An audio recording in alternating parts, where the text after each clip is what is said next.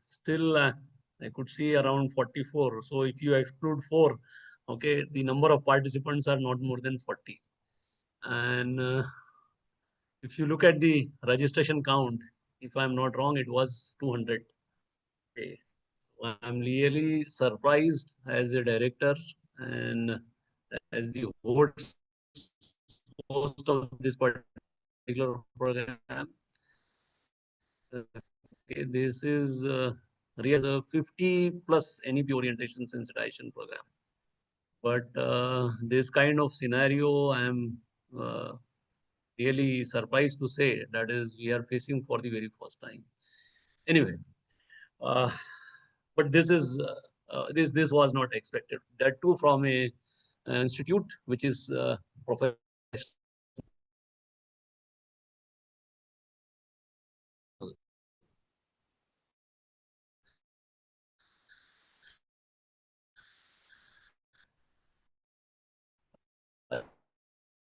Right. With you or approximately. Sir, sorry to interrupt you. Your voice is continuously breaking, sir.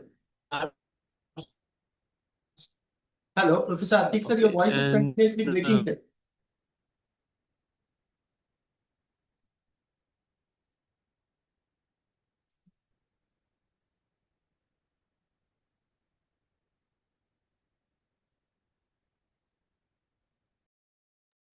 I think sir is disconnected. We will wait for 1 minute. He will rejoin.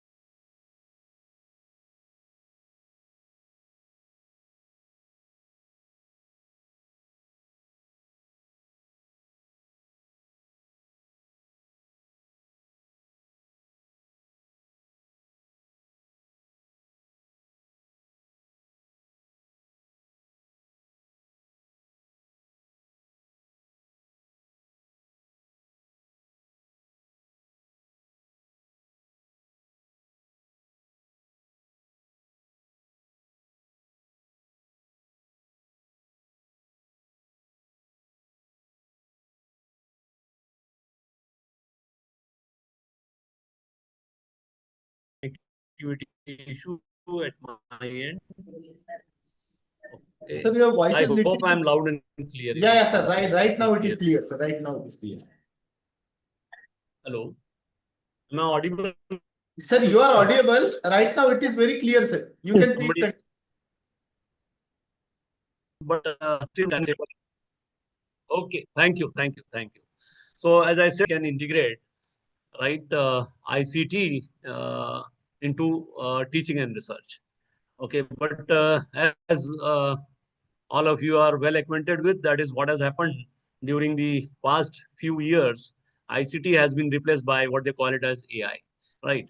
So we will talk uh, on AI first, okay, wherein we'll just try to establish some theoretical foundation, that is what is AI and how this technology has evolved, okay, and wherein we will also discuss some you can say other concern about this technology. What are the you can say the limitation, okay, what are the various issues involved with this technology and so on, okay. And in the second session we'll have some hands-on, that is how we can integrate some of the AI tool, particularly the generative AI tool, for making our life more comfortable, right? So with this note, just allow me to share my presentation. Okay.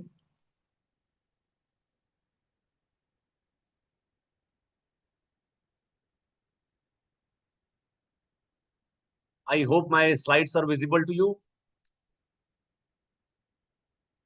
Okay, and we are in a presentation mode. Somebody has to confirm. Hello, dear participant. Yes, sir. Whether you can hear me? Yes, sir. Yes, sir. Yes, sir. Yes, sir. Okay, Yes, sir. okay. Thank you, sir. Thank you for the Thank you for the confirmation. As I said, that is in the first part. There are two sections of this particular session because I'll be with you for approximately 3 hours or so. So in the first part, we'll just try to build some theoretical foundation, that is what is AI, how this technology has evolved. And I'll take you to from classical AI, or you can say the traditional AI, to generative AI. Okay, and probably if time permits, have some discussion on RAG, okay, as well. Okay, and how we can integrate all these tools for teaching and such. Okay, that is what is there on the agenda. So having said this, before directly jumping into what is AI and all, we need to understand what is human intelligence. Okay, and I would love to interact with you. That is what we feel as a technocrats, because you are all from engineering background, right? Most of you are engineering college, particular engineering college, right? So what is your take on this? What do you feel? What is are the various attributes, okay, which makes human intelligence? Okay, here I would love to interact with you.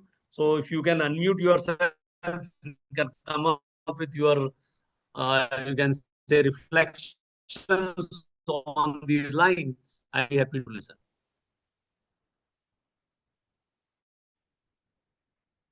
Again, the objective is not to check your knowledge. Okay, the objective is simply information.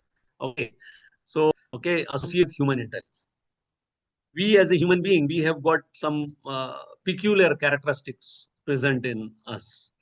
What are all those attributes which makes us intelligent? Okay. So it seems that you have decided that you will not speak, but that is not the right way of attending any program, because you see the online program itself has got certain limitation. Okay, you don't know what is happening at the other end, and why the most of the time the speaker involve you in the discussion so as to make you you can say interactive and reflective whatever is happening in the session. Anyway, and as you know, this NEP orientation and sensitization is not a traditional program, okay, wherein the speaker normally used to deliver and the you can say the participants are supposed to listen. Rather, we need to brainstorm on various aspects of this policy, that is NEP 2020 as a whole. Okay, so anyway, I will be definitely happy if you can actually participate in the deliberation. But right now, I'll go on dealing only. So there are some peculiar characteristics in human beings which makes them, say, the very first one is the ability to learn. Okay. So we all, as a human being, we are capable of learning. Okay. You can be trained in a particular domain, right? Or the another important aspect is whenever we take some or the other decision, okay, we can very well justify that how we arrived at that particular decision, right? So reasoning capability is the second important attribute. And once you have been trained in a particular domain, okay, you have got the ability to navigate novel or challenging situation. Let me elaborate on this, okay, by giving some simple analogy. Let's say whenever you want to learn how to drive a car, okay, you join some or the other training institute for that purpose, okay, and most of the time what the training school people normally do with you, that is how do they impart the training. They most of the time they take you to either highways or maybe in playground, okay, and there you learn how to drive a car. But you will not face that kind of a situation all the time, okay.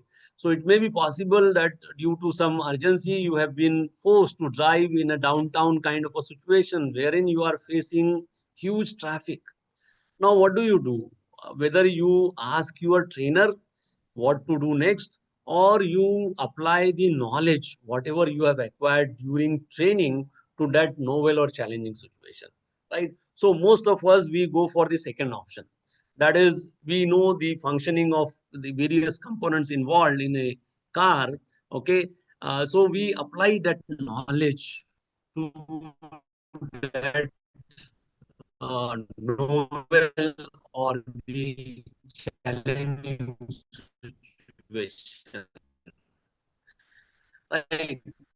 That is the another important aspect of human intelligence. What they say, what is AI? AI, it is nothing the study of mechanism that think like human. So thinking capability is the another important attribute, which makes us, you can say, intelligent in some way or the other. So we are capable of thinking, that is meaning that we are capable of applying that knowledge to some real-time decision-making process. Okay. Or the idea is to simply mimic human behavior. You can put this AI in the proper context as mimic human behavior. Now, by some means, we are in a position to you can put all these things into a machine. Okay, we may convert or we may call that machine as an intelligent machine or as an intelligence. So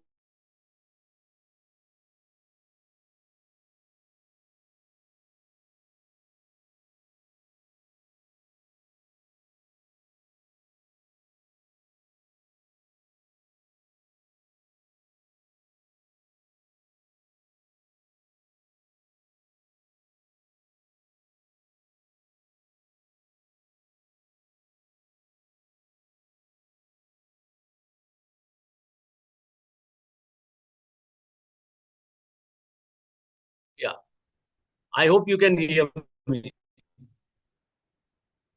Hello, and we are connected. Yes, Hello. sir. Yes, sir. Okay. I'm feeling some facing rather some interruption, okay, due to this connectivity issue, and that's why I've kept my video off. Anyway, so what we are discussing, that is, if by some means if we are in a position to incorporate these four characteristics into a machine, we may call that machine or a system as an intelligent system. What are all those characteristics? The very first one is the intelligence itself. Second is interpreting information. third is comprehending the relation between the phenomena or object. What do I mean by this? Let's say if I give you the relationship between X and Y and Z, so you can very well deduce the relationship between X and Z, right? That is comprehension is all about. Okay. And then the fourth one is what we have already discussed is of applying that knowledge to altogether new or challenging situation. So let's say by some means, if we are in a position to incorporate these things into a machine, we may call that machine as an intelligent machine. So having said this, okay, this is all about, you can say, the definition of AI and all. Okay, but if you look at the evolution of this technology, okay, you will be surprised to note that this is not at all new. Okay, historical background of the evolution of AI. Okay, this term, that is AI, it was very first time tossed by John McCarthy way back in 1956. Okay, and the event was the AI workshop which took place in Dartmouth, right, United Kingdom. Okay, where this fellow, that is John McCarthy, along with few of his colleagues, they came up with this idea of AI, or the artificial intelligence, right? So this is not at all new. If you compute the exact number of years, it is more than 70 years, right? 1956, we are into 2026. Okay, so it has a deep roots. Okay, it is not at all new. But what has happened, that is, during the past few years, we are witnessing hundreds of applications built on this technology, and that's why we are feeling the heat. Okay, and our education sector is once again is no exception in that regard. Okay, so the early AI systems were referred to as the traditional AI systems. Okay, then we moved into an era of what they call it as machine learning, then deep learning, and right now we are into an era of what they call it as the generative AI, or in short, Gen AI. Right. Now we'll just try to understand these four phases of transition, one after another, along with their limitation from users' perspective. Right. So let us begin with, you can say, the traditional AI. Okay. In case of traditional AI, the early AI systems were referred to as what they call it as expert systems. Okay. What are all expert system? Wherein we give the computers the ability to do tasks that traditionally only humans have been able to do. Let's say certain things wherein we have got human expert available, like say medical domain, or you may say the legal domain, or maybe some financial domains, like say chartered accountant and so on.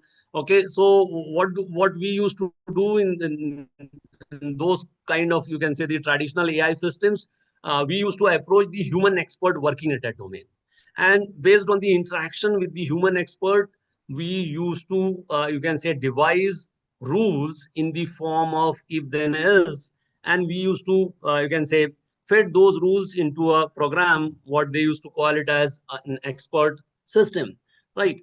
So expert systems were built based on the interaction with the human expert working in that domain. Okay, by asking them n number of questions, and based on their responses, okay, we used to code them in the form of if then else rules, and these rules were referred to as knowledge base.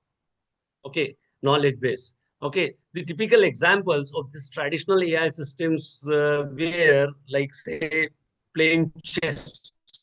Okay, you must have heard that is the world chess champion playing against a computer. Okay, what was it? Okay, it was nothing but a expert system. Okay, built using, you can say, by interacting with some, you can say, world chess champion. Okay, and then coding all those things, all those possibility in the form of then else rule, and then playing against a human expert. Okay, homeopathy expert. Okay, which were typically used for mycin and those kind of a thing, wherein you can build AI based or the expert system based system for medical diagnosis, right? Then washing machine is the simplest example. Okay, wherein what you can do, let's say in case of a washing machine, you are dealing with 3 to 4 parameters. So what we can do, we can devise 27, 30 odd rule, and we may embed those rules in the form in a microcontroller chip. Okay, and then we can put that microcontroller chip in action.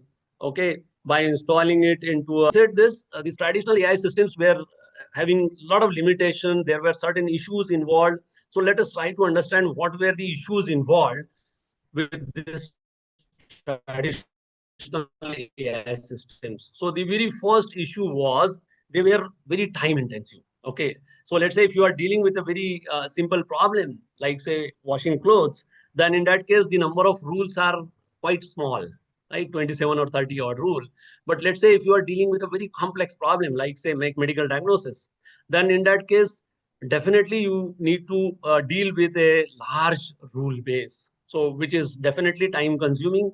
Okay, which requires a lot of memory as well and so on.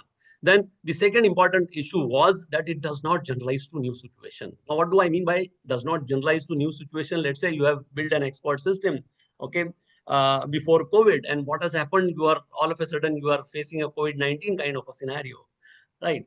So what you will do, you will key in all the symptoms, whatever you are facing in case of COVID-19. So the expert system will simply come up with a simple answer. Sorry, I am unable to diagnose. This is beyond the scope of my rule base. Okay. And that is where the problem was. That is, it does not generalize to new situation, right? So that is the second bottleneck associated with this traditional AI. Then the another important aspect was that is, as I said, that is these systems were built with the human interaction or the interaction with the human expert. Okay, so we all as a human being, okay, we suffer from this paradox, what they call it as the Balinese paradox. That is, we know more than we tell. Okay, many times we know more than we tell. Okay, most of the time we are reluctant to disclose few things. That is a psychological issue associated with almost all, right? So that is the another bottleneck. Then we cannot write down rules for all possible situations. Let's say if you are dealing with a very complex problem, then definitely it is bit difficult to write down rule for each and every possibility. Okay, because that may lead to a lot of permutation and combination. Okay, which technically we call it as, which may lead to what they call it as the combinatorial explosion. Okay, and that is typically applicable when you are dealing with a very complex problem. That's why there were limited application using this traditional AI systems. Okay, they were having. I hope my slides are visible to you. Okay, the problem is still I am facing some issue with regard to the bandwidth. I am in the office right now. Okay, whether my slides are visible to you, somebody has to confirm. Dear participant, are you with me? Hello. Your voice is breaking. Slides are visible. Yes, sir. Visible. Slides are visible, but my voice is breaking. Okay. So you are not able to hear me properly. Yes, sir. Yes, sir. Is this okay now? Is this okay? Yeah, sometimes, sir, it's okay. Okay, sometime it is okay. But again, that is not in my control. Let me try connecting through my mobile handset. Okay. Let me try that. I don't know what has happened, but you said that is still you are facing problem, right? Okay.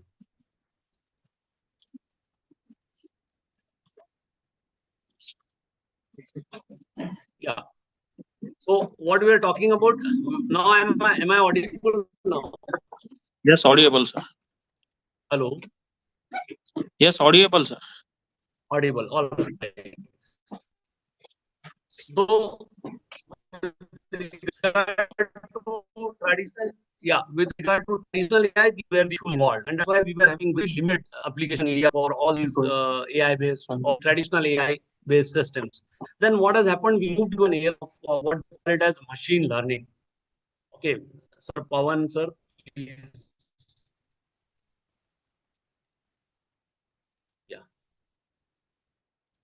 Okay.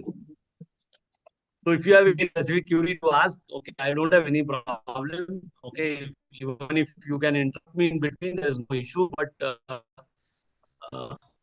yes, Pawan sir, again, I don't know what happened, but Pawan sir.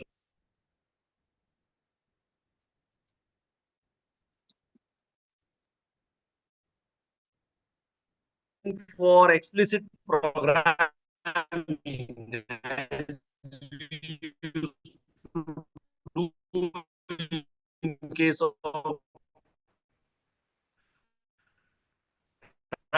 traditional AI or physical AI. In case of machine learning, we follow a altogether approach. And what is that approach? That approach is simple. So what these data sets are comprised of, say, for example, in case of medical diagnosis, okay, these symptoms, that is the value of these symptoms like this, okay, the probable disease ABC, okay, where disease is XYZ, and so on and so forth. So we capture the teach, okay, specific domain, okay, and we fit those values in the form of data set to a computer program, okay, or rather we use or we try some statistical techniques. What is the objective of that statistical technique? You learn the relationship between the input and the output. So in case of machine learning, what exactly we are doing? We are not explicitly as we used to do. Instead of that, we are following altogether different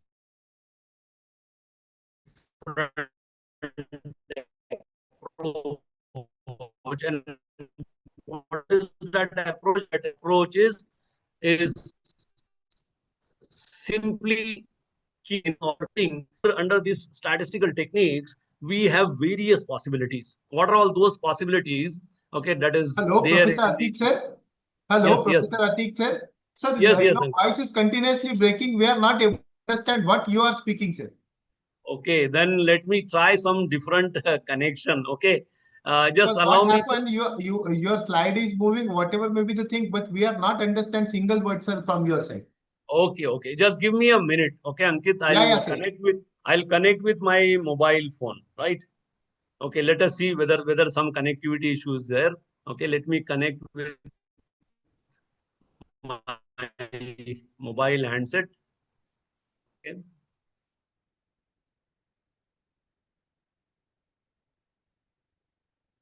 I don't know what has happened. Let me stop sharing.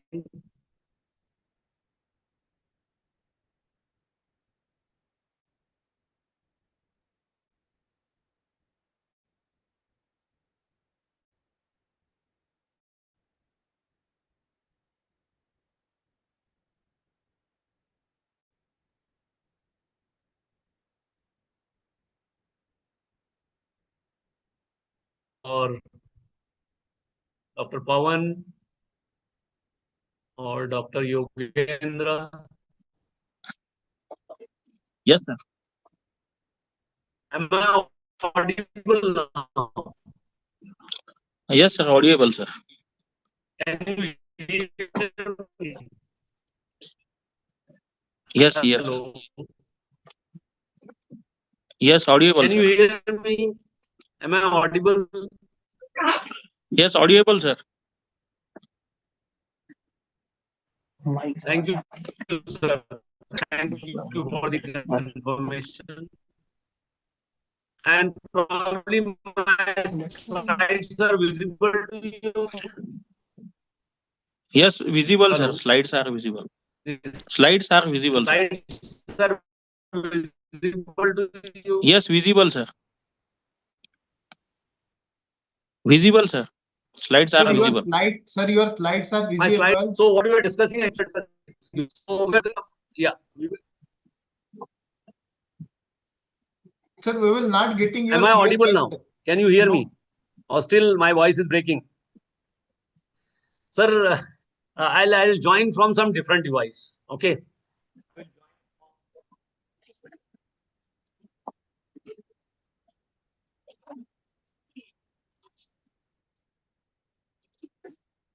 I don't know what has happened. This never happens. Okay, this is the very first time we are facing this kind of problem.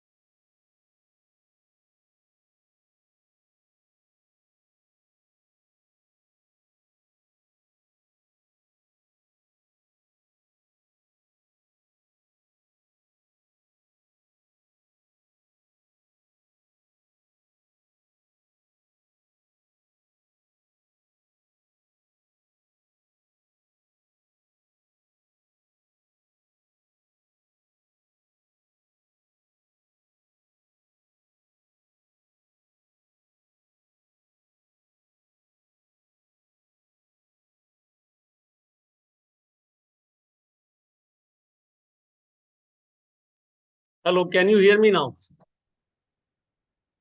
Hello. Yes, sir. Right now it is very clear, sir. Right now it is very clear. Okay, thank you. Thank you, Ankit. And there are many things for control. Okay, actually, I was trying to. Let me close it. All right. So, dear participant, really sorry for the, you can say, the technical glitch. Okay, this is how the technology is. Okay. So, let me share my presentation once again.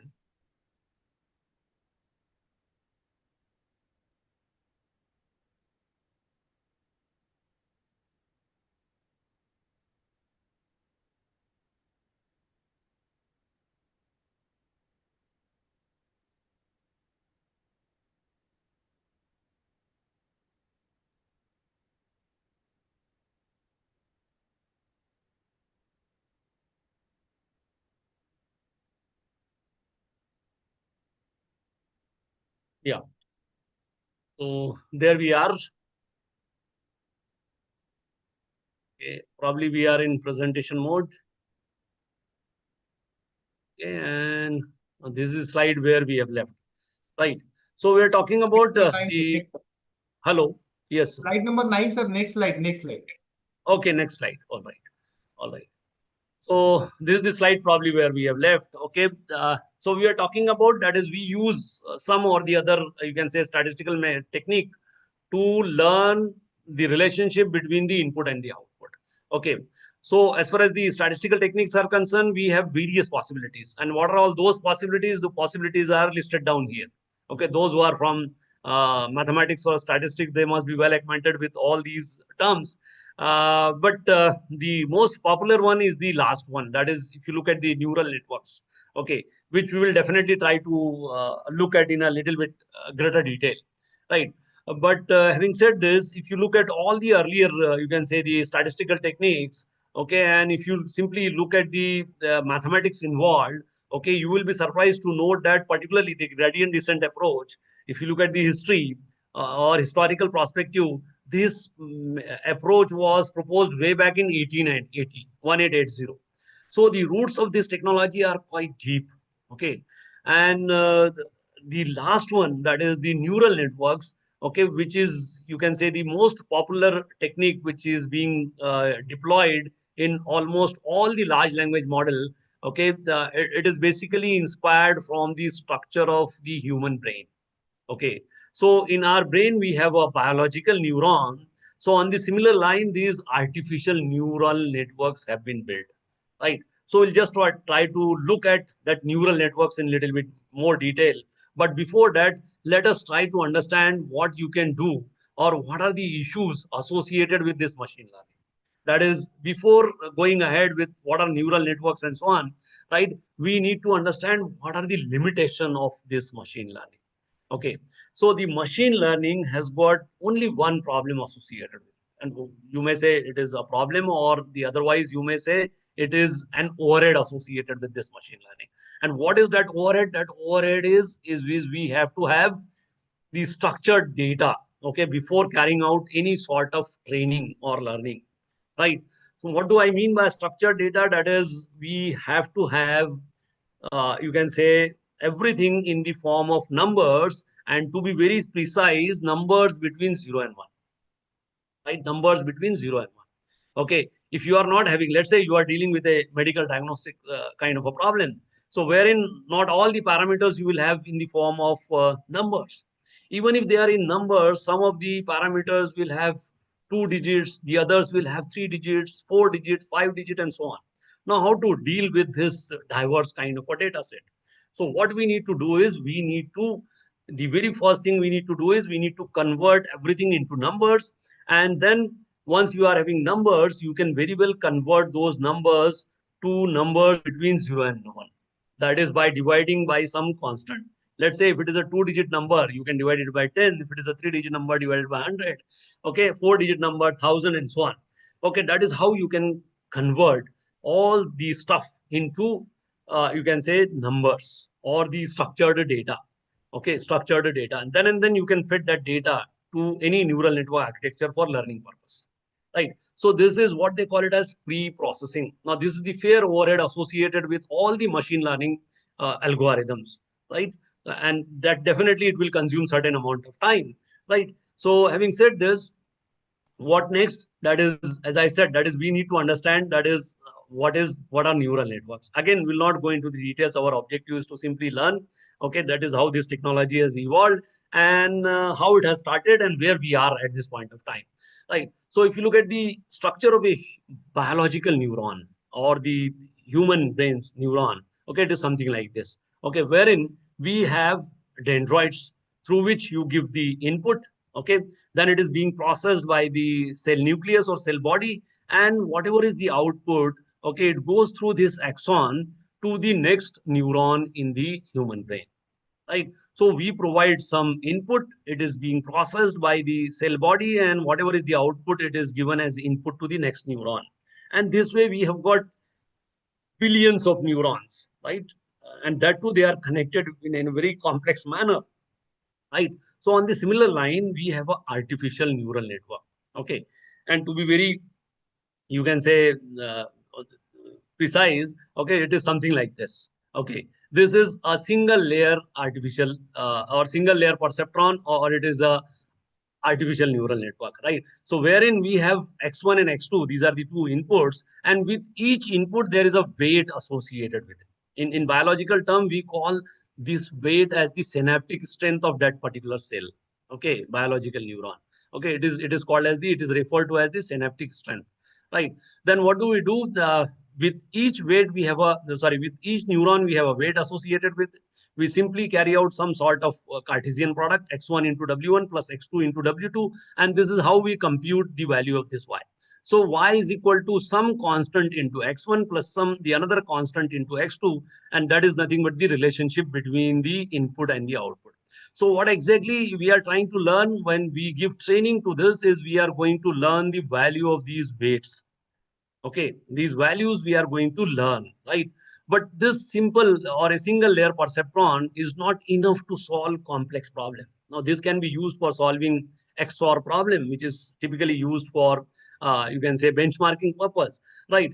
But this is not enough to solve real life problem, okay, wherein you have hundreds of parameters.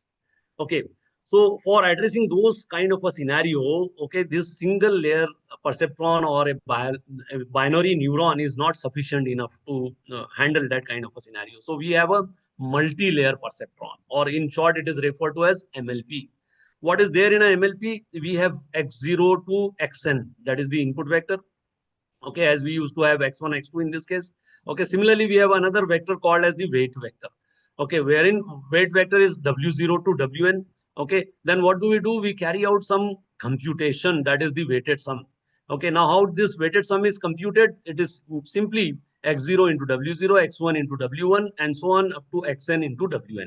So we have x of I and j equals to 1 to n, xi and wj.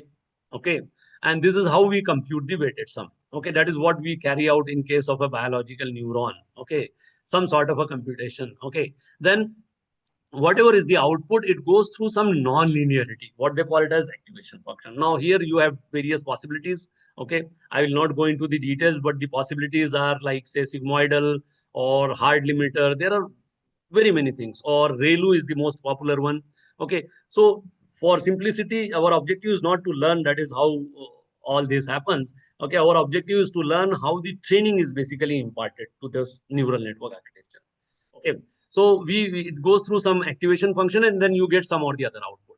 So in training, what do? Okay, we start, we fed all the values of the input uh, features through this x0 to xn. Say, for example, if you are dealing with a handwritten numeral kind of a problem, okay, wherein your objective is to classify that numeral, okay, numeral, whatever you have written with your own hand, okay, to 10 different classes. And what are the output classes? The output classes are 0 to 9. Okay, output classes are 0 to 9. So let's say for doing so, you are extracting approximately 45 features. Okay, so we will feed all those 45 values. Definitely, we need to carry out pre-processing. We need to divide it by some constant. Okay, make them between 0 and 1. And whatever values you are getting, okay, you will feed all those values from this x0 to x44, because x0 is inclusive, right? 45 values, okay, x0 to x44, okay, x0 inclusive. So 45 values you will feed through this input layer. And with each x0, we have a w0, x1, w1, and so on. So in the training, what do? We start with some random value of this weight. Now, again, as far as the value of weights are concerned, again, it must be between 0 and 1. So we start with some random value. Let us assume that we are starting with a mean of 0.5 for all the weights. Okay, and then we compute the weighted sum. Okay, then whatever is the output, it goes through some non-linearity or activation function, and you get some or the other output. Let's say the output you are getting is 0.8. Okay, the actual output you are getting is 0.8, and the desired output is 1.0. Meaning thereby there is an error of 1 minus 0.8, that is 0.2 is the error. Okay, now our objective is to make this 0.000. Okay, Our objective is to minimize this error and make it 0.000, something like that. So how do we do that? Okay, so we have started initially with 0.5 as the input of all the weights. Okay, now there are two possibilities. You cannot change the input. Okay, input will remain constant. Okay, whatever features you have extracted, it will be kept as it is. Okay, what you can change is you can change the value of this weight. Now there are two possibilities. Either you can increase the value of these weights or you may decrease it. Okay, if you increase it, okay, let's say if you are making it 0.6 for all the weight values, okay, and then again you run it and again observe the output. Let's say in the second run when you made it 0.6, what has happened? The value of output has changed from 0.8 to 0.9, meaning thereby we are in the right direction. So we go on increasing the value of weight till, okay, the value of this error is reached to 0.00. Okay, but again it is not that simple, and at that point of time we will stop and we declare that the training is over, and whatever are the values of weights at that point of time, we declare that those are the normalized value of weight. Okay, now once you have done this, meaning thereby the training is over, now you can expose this neural network to any new output. Okay, just like say COVID-19 scenario. Okay, it will give you some or the other answer. Okay, you will not have a no match kind of a scenario as we used to have in case of expert system or the traditional AI models. Okay, here it will give you some or the other answer. I am not saying that all the time you will get the correct answer. It may give you some wrong answer, but it is very similar to, okay, whenever you approach to any doctor, okay, to the best of his or her understanding, he or she will diagnose some or the other disease. Okay, otherwise nobody will say, okay, sir, sorry, I am not able to diagnose. Okay, he will try his level best or her level best to diagnose some disease, and accordingly will start the line of treatment. Okay, that is what is happening exactly here, right? So it will give you some or the other answer. I'm not saying whether it is right or wrong, but this is how the training takes place. Okay, now again there are three different training strategies. One is the, you can say, the supervised, okay, wherein the input and outputs are known to you. Second is unsupervised, wherein the input is known to you but the output is unknown. So you are mapping from known to unknown. Okay, and the third strategy is you can say training or learning by trial and error. That is what we call it as the reinforcement training, which is the most popular strategy and which is being used by almost all the large language model which is there in the market as on date, right? So this is how the training takes place in a broader perspective. Why I'm saying broader perspective? Because there are many things involved. Many times while carrying out training, you are stuck up in local minima. Okay, so there are ways and means to come out of that local minima by adding some constant, what they call it as eta. Okay, momentum term. Okay, so there are very many things. Okay, there are very many things. Many times the system toggles in the local minima. Okay, so there are a lot of issues, but in a broader sense, this is how the training normally takes place, right? So having said this, this is all about, you can say, the machine learning. Okay, the training part I have already explained to you. Okay, then there are certain terms, we call it as epochs or iteration. So whenever you cycle through from this input to output, it is called as one epoch, right? Or one iteration, right? One epoch or one iteration. So you can set, depending upon the requirement, you may set the number of epochs as 500, 5,000, 1,000, 3,000, and so on. And you go on carrying out the training to a particular neural network and so on, right? And then we update in the process. What do? We update the value of these weights. Okay, and then when the error is reduced to theoretically 0.00, okay, we declare that the training is over and the weights are normalized, right? So having said this, this was the second era of this AI. Third era is what they call it as the deep learning. Okay, what is deep learning? Deep learning is nothing but the neural network. That's why I said it is necessary to understand what are all neural networks all about, right? So everywhere you will find neural networks, okay, whether it is a large language model or whatever. Okay, so deep learning architectures are basically neural networks. The only difference is that is the number of layers are quite large in this case, and that's why they are called as deep learning architecture. And we started using this term from 2006 onwards. Okay, so deep learning has got again a lot of things, okay, which you can do using deep learning. Machine learning again having certain limitation, that is in terms of input output modalities.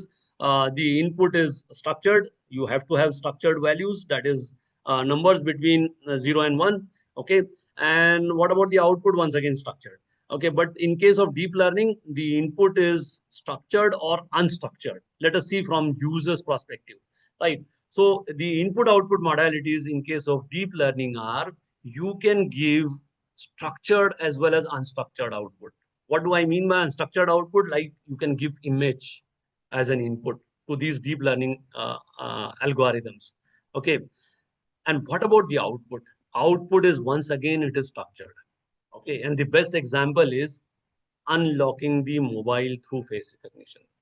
So whenever you purchase a new mobile handset, I hope all of you will appreciate that this is a very common feature in almost all the handset.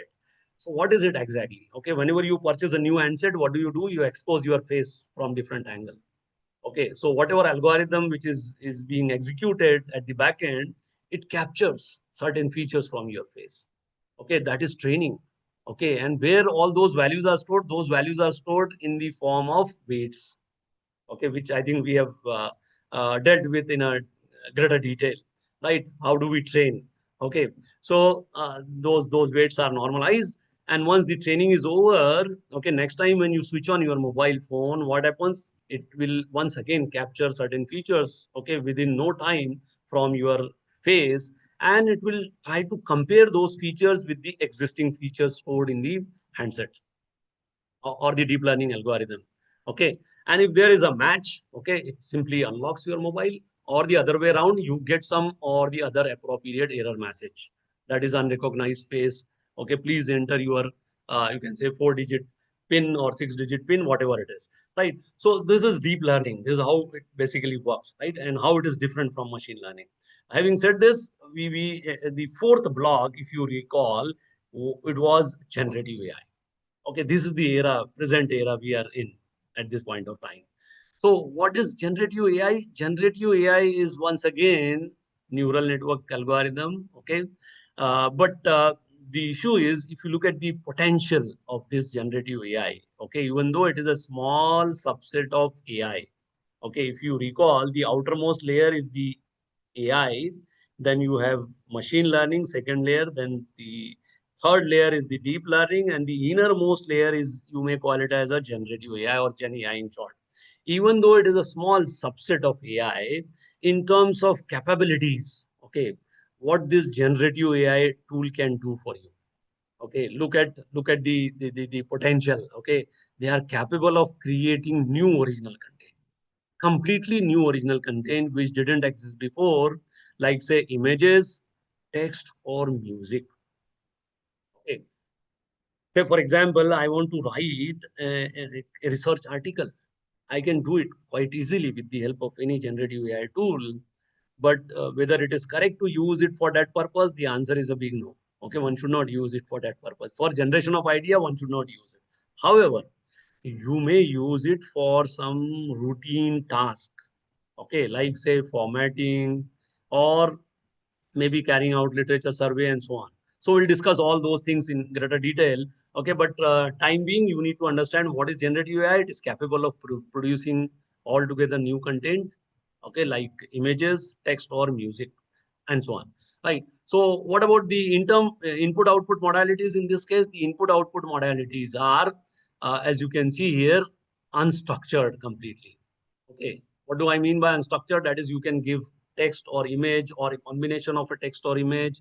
And what kind of output you can expect from these tools? You can expect output like text to image. Write a prompt and ask it to generate an image for you. It will do it for you without within no time, I'll tell you. Okay, we'll have some demonstration on these lines. Okay, then image to text. The other way around, you can give an image as an input and ask it to describe that image in the form of a text. That is again possible. Text to music. Okay, write a prompt. Okay, ask it to compose a music for a particular song. It will do it for you. Then text to text, which is the new normal nowadays. Okay, that is how we use chat gpt and all other things, right? So having said this, this is how the generative AI works basically. So the true power of this gen AI is multimodal, right? So you can give text plus image and you can expect text plus image as the output. Okay, that is the real power of this generative AI tool. But none of these tools are available free of cost. Okay, this is the data captured from Stanford University 2024 AI Index, wherein none of these tools are available free of cost. And the reason is pretty simple, that their training cost is tremendously high. Okay, if you look at these figures, okay, again, these are quite old. Okay, if you look at the latest figure, again, you will be surprised to see the figures. Okay, but if you look at this GPT-3, it was $4.3 million, GPT-4, $78.4, Gemini Ultra, $191.4 million. So none of these tools, that's why none of these tools are available completely free. Okay, they will give you some beta version, which you can play with. Okay, and definitely they will ask you to go for a paid subscription, right? Now, let us try to sum up whatever we have seen up till now. Okay, that is, we have started our journey with what they call it as the traditional AI, and we moved into what is there in generative AI. Okay, so if you compare these two things in terms of certain features, okay, you will be surprised to know that where we moved from and where were we, okay, in the early era of AI. So if you look at the primary goal, it was merely pattern recognition and classification in case of a traditional AI. But in case of a generative AI, it is creation and synthesis. Okay, you can create completely new, you can say, stuff. Okay, and that too within no time. Okay, output type, predictions only in case of traditional AI. In case of generative AI, it is new original content. Right? What about the data usage? It analyzes the data to find specific trends. Whereas in case of generative AI, it learns from the data. Okay, to mimic and create. Okay, and what about the interactive capabilities? The traditional AI, it was merely one way, that is input to the output or result. Whereas generative AI is in true sense interactive and conversational. So that's why many times we realize whenever you are interacting with these tools, you feel as if you are interacting with some person who is sitting on the other side and responding to your queries, right? So it is, that's why it is, I'll show you this conversational capabilities. Okay, that too with a very pretty simple tool called Notebook LM. Okay, you must be well acquainted with that, but we'll have a look at the same tool from this perspective. That is how conversational it is, right? So having said this, this is how we move from traditional to the generative AI. Okay, now what are the core components of these generative AI tools? Okay, there are different models. Okay, the basic model, what they call it as the foundation model, which you may refer to it as a base model. Okay, these models are basically trained on massive and diverse data set, okay, which is in trillions of, or in okay, the very huge amount of data is being used for training all those. So the best example is the large language model, whatever you are using, whether it is ChatGPT or DeepSeek and so on. And the true power of these foundation model is they are capable of understanding the text. Okay, they are capable of understanding the text, that too, which is in your natural language, and that is the real disruption. Now, for using all these tools, okay, you don't require any computing knowledge. Okay, you don't need any computer background or any technical skill. Okay, or the syntax or semantics of a particular language. You should be good at idea generation. Okay, so if you are good at that and you can put those things in simple English like statement, you can very well create with all these tools. Okay, that is, they are capable of processing the natural language, or NLP capabilities are there. And what you can do with this base model, some basic tasks like say writing, translation, summarization, this is quite easily possible with all these foundation models. And what is what is you may say the large language model, okay, or LLM in short, what you used to call it as. LLM has got some, LLM is once again, it is a neural network. Okay, it is a neural network, but it is capable of predicting the next word in input sequence. Okay, say for example, if I give all that glitters as the input, it will simply come out is not gold as the answer. And I hope all of you will appreciate that this requires some sort of intelligence, right? This is not that easy, right? But these tools are capable of doing so, and that is how they generate the output. Okay, how they generate the output, this large language model. Then there is a transformer. The another core component is the transformer. So what is a transformer? Transformer is solely responsible for grasping the context. As I said, that is, you can write the prompt in natural language, okay, but what is the context in which that prompt has been crafted, okay? That understanding is due to these transformers, okay, which is the another important core component of this generative AI tool, okay. So they simply, they are not capable of understanding the words or the sentences. They go one step beyond, that is, they are capable of understanding the context in which that prompt has been crafted, and that is due to these transformers. Now, having said this, many times we need to train these models, fine tune them, these models, okay, because there are a lot of things which involved, okay. We'll have a detailed look at all those aspects, but let's say if the tool doesn't know about you or your organization, what you need to do is, you want to adapt it for your organizational usage, you need to fine tune it, or rather retrain it with your own organizational data, okay. Then and then it will be useful for your organization or for you as a user, right? So there are different, you can say again, there are different companies, okay, the corporate people, they are available with a lot of, you can say, models which you must be well acquainted with. Like, say, the very first one is what they call it as the GPT series, wherein we have got Chat GPT and so on, which is basically provided by OpenAI people. Then Dial and Midjourney is there, which has got some creative AI functionality. Then IBM Granite is there, okay. Then Cloud and Gemini is there, okay, which we call them as the next generation, you can say, the AI model and so on. But all these generative AI model suffers from one important drawback, and that drawback is what they call it as the black box problem. Okay, and what is that black box problem? That is, whatever input you give to these model, okay, they will process it. Okay, the model will process it, or the tool will process it, and you get some or the other output. But how that tool has arrived at that particular answer, that is not known to anybody in the world. Now, what do I mean by that? Let's say if you approach, you are using Cloud or GPT, and if you approach OpenAI people, right? They connect you to the development team who was responsible for developing that particular tool. Okay, that team will once again come up with the same answer. Okay, the reason is pretty simple. The complexity of these tools is so high. There are hundreds of layers and millions of neurons. So you don't know what is happening and how they are arriving at a particular answer. Okay, so that is why it is referred to as many times as a black box. Okay, as a black box.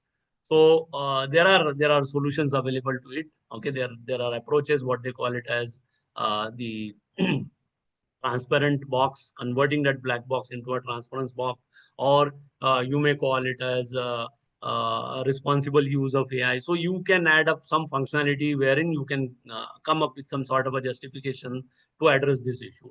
Now there are various, you can say, the platform, the models available, like say Lime and so on, okay, which you may use for addressing this issue. But this is one of the major drawback of all these generative AI tools. Having said this, what about the use cases in education and research? Particularly, we focus on education and research. We can build application for all these tasks quite easily. I'll show you anti-gravity, which you may use, okay, uh, for generating these application by writing a simple prompt in English.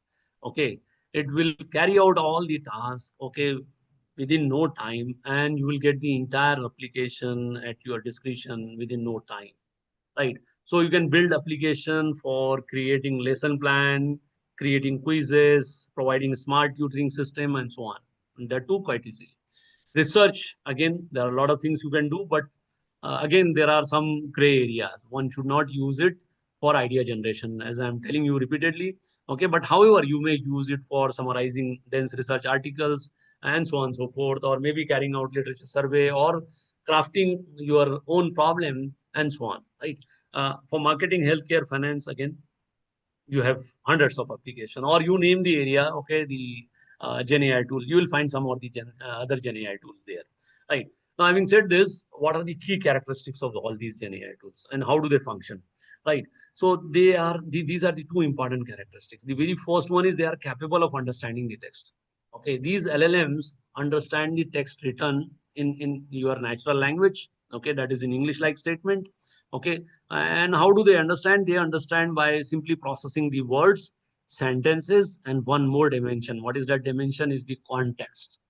Okay, and I hope that all of you will appreciate that understanding context is not that easy, right? So word sentences, anybody can do that. It is little bit easier. But again, using computer program, okay, bit difficult, right? So I'm not saying difficult, I should say bit challenging, right? Then once they have understood it, the next thing is they are capable of generating the text. But what kind of a text they can generate? They can generate contextually relevant, okay, based on the input queries, and that is the true power of these large language models, okay, which makes them so popular nowadays, right? So these are the two important characteristics. Now, how do they function? There are 5 peculiar steps in which they function, right, or they work. Okay, the very first step is what they call it as the tokenization. So as I said, that is, you can write a prompt. Okay, that prompt is comprised of words and sentences. Okay, so for simplicity, you can assume that each word is considered as one token. Okay, say for example, in a prompt, if you have utilized 25 odd words, then it will be converted into minimum 25 tokens. Okay, many times, but that is for simplicity. Again, repeatedly, I am telling you, many times it is more than that. For example, in a particular word, if you add ing or es, it will be considered as a separate token. Why? Because the reason is pretty simple. That is, it changes the context.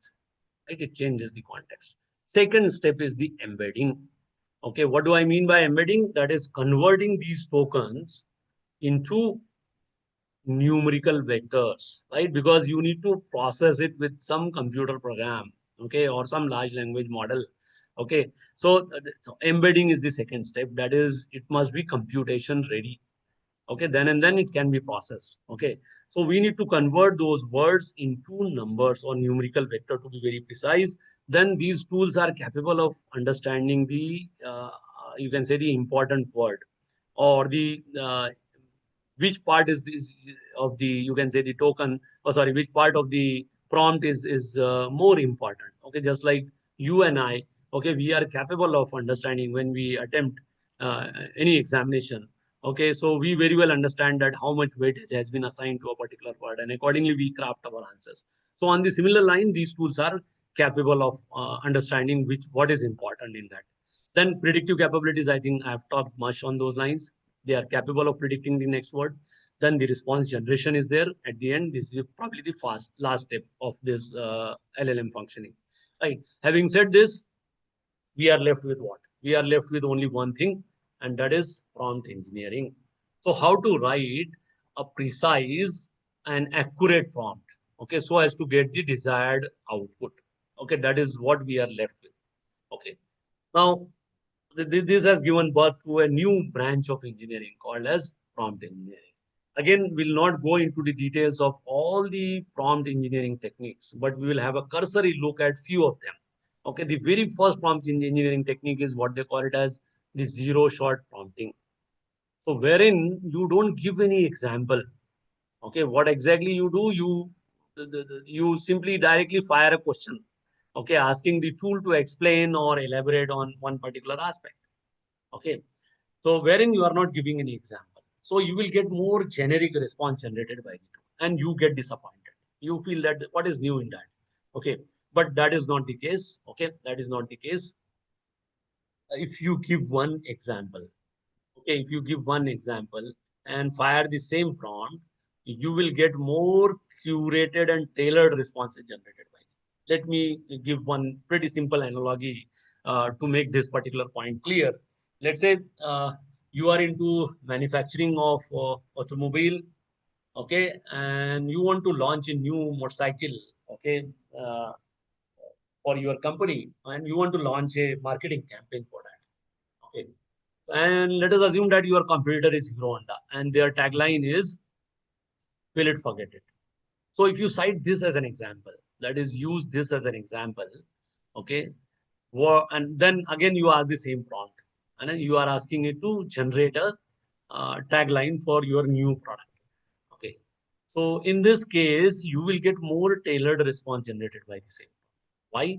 Because the tool will simply analyze the example, whatever you have quoted, that is, fill it, forget it. Okay, it will come to know that the user do not want more than 4 words. Okay, very apt kind of a tagline. Okay, very catchy. Okay, and each word must depict some or the other peculiar characteristic or USP of that particular product. Okay, so on those lines, it will think and then it will come up with the answer. Okay, which will be more as per your expectation.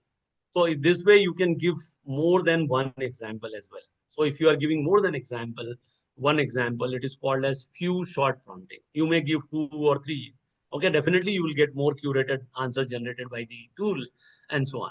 Okay, so 0 shot wherein you don't give any example, 1 shot wherein you are giving 1 example, few shot wherein you are giving more than 1 example. Okay, so you will get definitely more tailored responses generated by the another prompt engineering technique is what they call it as the role prompting. What do I mean by role prompting? Role, you may assign a role or persona to a particular. You may say, assume you are a vice chancellor of Sandeep University. Okay, and then you are asking your question. Okay, so now the scope is limited to a particular organization. Okay, and once again the role. Okay, that is the role of a vice chancellor. So it will go through the act of, you can say, the Sandeep University, the establishment of Sandeep University issued by Government of Maharashtra, okay, wherein the roles and responsibility of, you can say, the Honorable Vice Chancellor have been defined. And you will get, along with that, it may go ahead with various ordinances, direction issued by the same university, and it will craft the answers. So role is very, you can say, important in that case. Okay, you may assign a role of a research assistant. Okay, that is again possible, right? So, or you may say DM of a particular district and so on and so forth. So that is role prompting. So ideally, while crafting prompt, you need to start with role most of the time, if it is possible for you. Okay, role and the context. So, and then at the end, you need to provide the data. Okay, data. And then you can get more curated response generated by the tool. Then chain of thought is there. There are many things, but I'll not go into the detail because we are already running short of time. Okay, because I wish to demonstrate some of the tools so that you can realize the power of this technology and you may adapt to it for your own teaching, learning, or educational purposes. So chain of thought, which involves breaking down a task into smaller steps. One complex task can be divided into a number of small tasks, and you can give it one after another.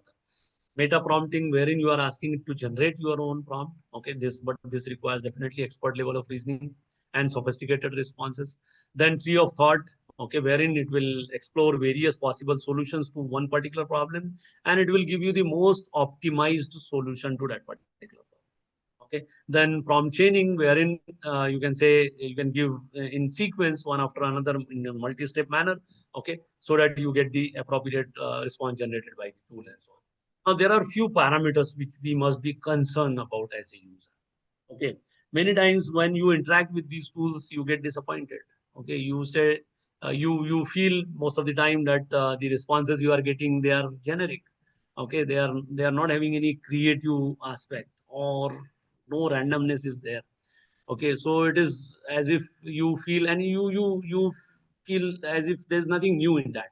Okay, but many times we are not aware that there are certain parameters which we need to fine tune. Okay, while interacting with these tools. So the very first parameter is what they call it as the temperature. What is temperature? Temperature is basically the value of this temperature is directly proportional to the creativity aspect of the response being generated by the.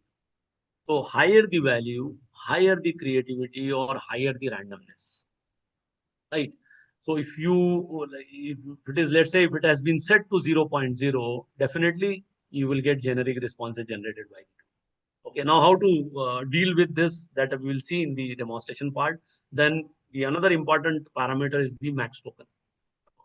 While crafting answers, you can define that is how many tokens you want to utilize. So you can do so by setting up this max token appropriately.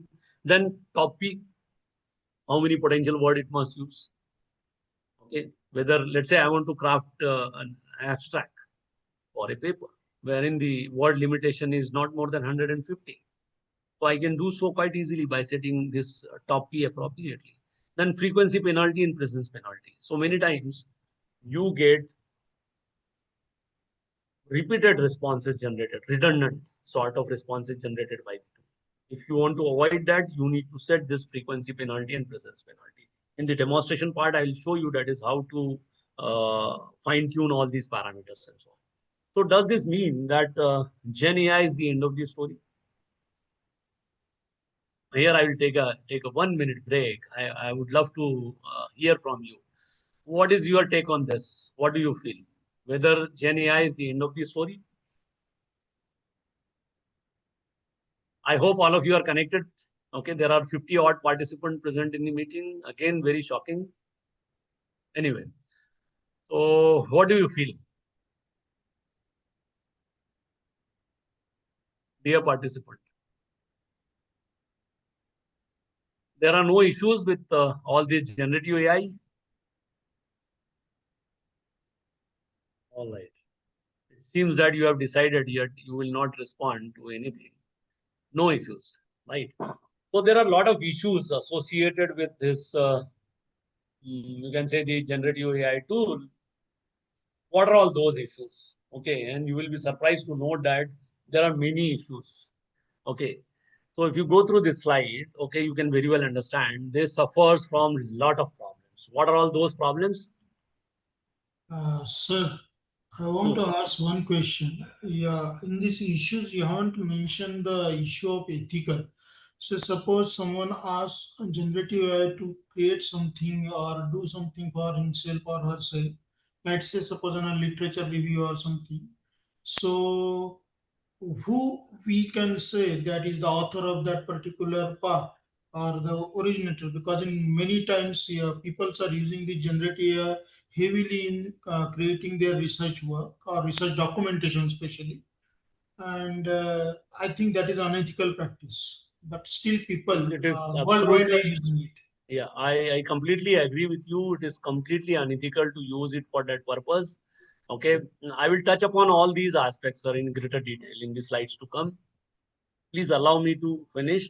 But as you said, that is, if you are using it for something, okay, wherein some sort of creativity aspects are there, okay, if you are using AI for that purpose, it is completely unethical and unjustified. So what is happening is when you put something like this, okay, generated by some AI tool to any plaque tool, it will be categorized as AI generated stuff, and it will increase the similarity index. You will not be allowed to publish that paper. Okay, and it will not exactly, the tool will not exactly come up with a exact tool, which particular tool the user or the you can say the author has used, but it will be categorized as AI generated stuff, right? So the plaque tools are becoming equally competent to deal with that kind of a scenario, right? I will touch upon all those aspects, okay, in greater detail. Okay, don't worry. Okay. So let us see what we were trying to discuss. Okay, we were trying to discuss that is there are a lot of issues associated with this technology. Okay, so this slide is full of all those issues. The very first issue is the hallucination. Okay, is the hallucination. What do I mean by hallucination? It is very similar to, we are all from academics. Okay, whenever you conduct viva voce examination, your student doesn't know the answer, but he or she will try to attempt. Okay, she very well know that the answer she or he is giving is absolutely wrong. Okay, and that is on the similar line, all these tools, okay, even if they don't know the answer, they doesn't know the answer, okay, they will give you some or the other answer. Okay, definitely wrong. Okay, definitely wrong. So heavy reliant on these tools is highly dangerous. All right. Human intervention is very much needed if you are completely relying on these tools. Okay, that too for critical application like say healthcare or maybe for some defense purpose. Okay, it may lead to a very dangerous scenario. Okay, so one has to avoid it. And again, as somebody has asked, okay, to whom you will sue, to whom you will held responsible, whether you will file a case against the OpenAI people, those who have developed that particular tool, or you will hold that person responsible. Definitely, you need to hold that person responsible who is using that tool, right? But there are a lot of issues, and I wish to share one important thing in this regard. That is, as a nation, okay, we do not have any regulatory framework available as on date on these lines. Okay, so as on date, we don't have any regulatory framework available with us to deal with, you can say, the usage of AI in general and Gen AI tool in particular. So having said this, these are the issues. Okay, hallucination is one of them. Second is the bias. Third is the knowledge cutoff. Now, what do I mean by knowledge cutoff? Let's say all these models, they are all pre-trained model. Okay, pre-trained model. Amitesh Kumar Patel, sir. All right. My humble request to all the dear participants to mute yourself. Okay, if you wish to ask anything, kindly raise your hand. I'll allow you. Okay, and you can very well ask questions, but please do not disturb the session. All right. So bias is the another issue. Then knowledge cutoff I was referring to, that is, these are all pre-trained model. So the data, whatever has been used, okay, it is up to a specific date. Say, for example, a tool you are using, which has been trained by using the data up to 31st December 2025. Okay, the tool is unaware what has happened in that domain from 1st January 2026 to, you can say, the 4th of August 2026. So definitely it will give you inappropriate response, right? So knowledge cutoff is the another issue. Then it doesn't know about you or your organization. That is the another important aspect. That's why they give similar treatment. So irrespective of who is who is writing the prompt, okay, you will get similar kind of stuff generated by all these things, right? Training cost is high. I think we have addressed that issue quite in detail. Okay, then latency is there. Okay, many times you type the prompt and you get the response is being generated. It's taking a lot of time. Okay, many times in minutes. Okay, or in hours. Okay, that is the another issue. Then they come with specified token limit of not more than 1 million token per chat. That is, it's not possible to cross 1 million token in a single chat. Okay, so these are all limitations. There are, again, you may have certain corollaries, okay, with regard to bias and all these things, but this is how this scenario is. Now, how to address all these issues? Okay, so to address all these issues, we have a very scientific approach, what they call it as the RAG. That is retrieval augmented generation. Okay, RAG or retrieval augmented generation. So what is RAG? Okay, that we'll just try to understand. Okay, that too in brief, it is not possible to cover this RAG approach in a greater detail. But using RAG, you can build your own large language model. Okay, by utilizing some free and open source models, downloading them. Okay, I'll show you if time permits, at least this strategy, how you can do that. But that is possible. It is not a big deal nowadays. Okay, the things are moving, and accordingly, you can contribute to this, you can say, free and open source community by building your own model. Okay, you can contribute to our nation as well. The government of India, they have come up with AI course. Okay, wherein there are hundreds of models available, so you can be a contributor to that. Okay, so AI course, if those who are keen, they can simply register themselves on this AI course, right? So we have a lot of opportunities in this area or in this field. Okay, so I was referring to a RAG. Okay, that is a retrieval augmented generation. So what is it? Let us try to understand. So in RAG, what do? We carry out the fine tuning of the existing model with our own data set. With our own data set, right? With our own data set, meaning thereby either personal or your organizational data set, right? Either personal or the organizational data set. How we can do that? Okay, so you can download a pre-trained, you can say free and open source model, okay, and give your organizational data or personal data as the training data to that particular model and carry out the retraining or fine tuning. Okay. So while doing so, what you need to do is, it is not that simple. Again, it is possible that your organizational data is again in terabytes. Okay. So it is not possible to provide the entire data in a single go. So you need to create small chunks of that data. And that those chunks are basically created in terms of tokens. Okay. Let's say you have a huge data. Okay, what you can do, you can divide that data into small chunk of 500 token each. Okay, that is called as chunking. Okay, that is small part of the data, is a small chunk, and the approach is referred to as chunking. Okay, but that is again not enough. Okay, if you are passing on 500 chunks, they are all independent chunks. Okay, so we need to overlap those chunks. What is the objective? Objective is pretty simple: to establish the connectivity between the first chunk and the second chunk, and second chunk and the third chunk, and so on. Okay. So to keep the connectivity, okay, instead of starting, let's say 500 is the size you have decided, what you will do, the first chunk will start from 0 to 500. Second chunk, instead of starting from 501, it will start from, what should I say? It will start from 451. Okay, 451 to something like 451 to next 500, meaning thereby 950. Okay, 950. Once again, another chunk this way. So the idea is to overlap this chunk, and usually this chunk overlapping sizes is typically 10% of the chunk size. Okay, typically, not necessarily, but typically it is there, right? So once you are done with this, you are exposing your data, giving it to the model for training purpose, and then you go for the third step. If you recall, while discussing LLM, we talked about embedding. That is, we need to convert those words into numerical vectors. So converting all those words into numerical vector is essentially needed. And then we go for the third step. Sorry, the fourth step is the creation of the vector database. And then we carry out the similarity search by either using equivalence distance, or maybe you can say cosine search, and so on and so forth. There are various possibilities. Okay, you can pick any one of them as per your own need. So this is the overall scenario for RAG, and RAG addresses all these issues, whatever we have talked about in the earlier slide. Like, all these issues are, you can say, addressed by the RAG approach.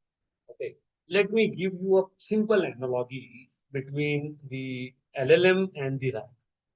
Okay, LLM is very similar to, let's say, if you are conducting examination in your institution, okay, then LLM is very similar to, what should I say, a closed book kind of examination, wherein you don't ask or you don't allow student to carry any resource material with them. Okay.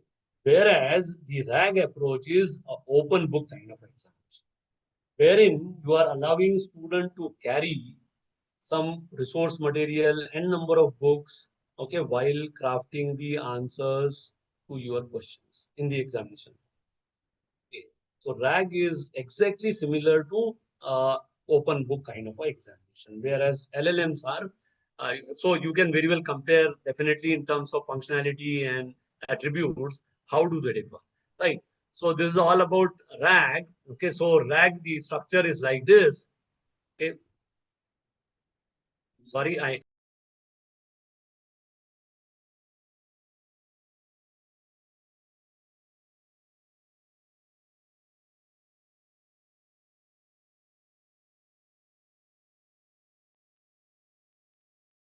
okay, I'm sorry for the interruption. So where were we? We were talking about, you can say, the retrieval generation flow. So this is how the scenario is. That is, you provide the input query, it goes to the retriever, and then from there it goes to the generator. Okay, this is the source material, resource material you are providing the students to carry with them. Okay, and then whatever is the chunk, it is being extracted and given once again back to the retriever, and from there it goes to the, you can say, the user. Okay, and so on and so forth. So this RAG approach basically addresses all those issues, whatever we have talked about, or the limitation we have talked about with regard to, you can say, the LLMs and so on, right? So I'll not speak very much on those lines, because it reduces the hallucination, Okay, transparency and explainability is again addressed by this particular approach and so on. Right. Now, how to use it for research? Probably this is the area which needs a lot of concern. Okay, as an educationist or as a faculty member from an organization, right, or an academic organization, we need to be concerned about this. So, up to what extent you can use all these generative AI tool for research? Okay, that is what we are trying to understand in this particular session. Okay, so as far as the usage of these tools is concerned, okay, as on date, we do not have any regulating framework in place from Government of India or UGC or AICT or DST or any agency for that purpose. Okay, so as a matter of fact, now you are free because you don't have any restrictions imposed by any governing council, right? But that is not the case. You need to define your own boundaries. Okay, now how to use it? Okay, the simplest answer to this particular question is simply refer to the guidelines issued by various publishing houses. For example, let's say you want to publish your paper in Nature.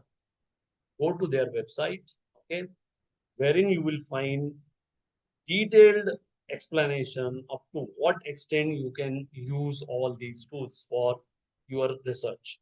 Okay, since we are all from engineering background, so we have a IEEE mandates. Let's see what IEEE says about this. Okay, the IEEE says that is the usage of this tool is permissible only on two fronts. Okay, that is either for editing or the grammar enhancement.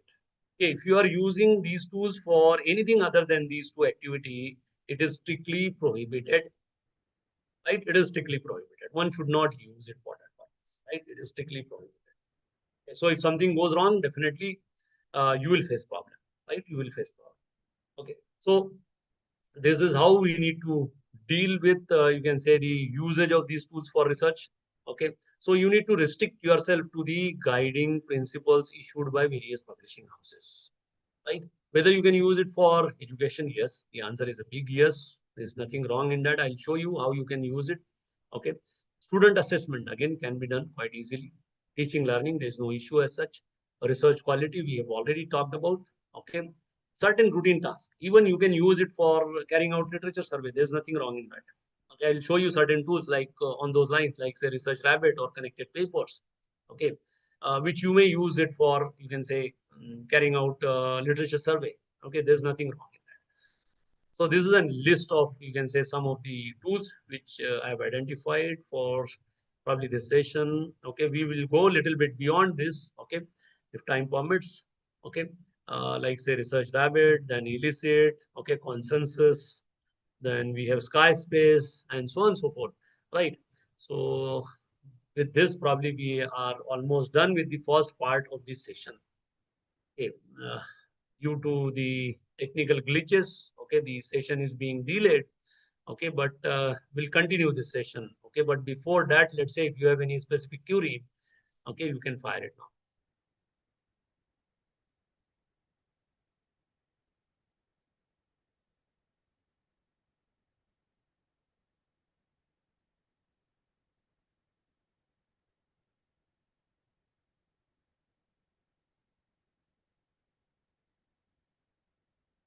Dear participant, I hope all of you are with me. All right. So I presume that there are no more queries. I'll take up your queries at the end of the session.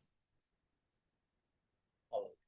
So let us move ahead with the demonstration part. Okay, wherein I'll show you certain tools. We'll start from some basic tools. Probably you must be well acquainted with those tools, but I will show you certain features. Okay, wherein we'll just try to demonstrate the, you can say, the conversational capabilities of these tools. Okay, somewhere I think we have claimed that these Gen AI tools are having that conversational capabilities, right? So let us try to have a look at those aspects in greater detail, right?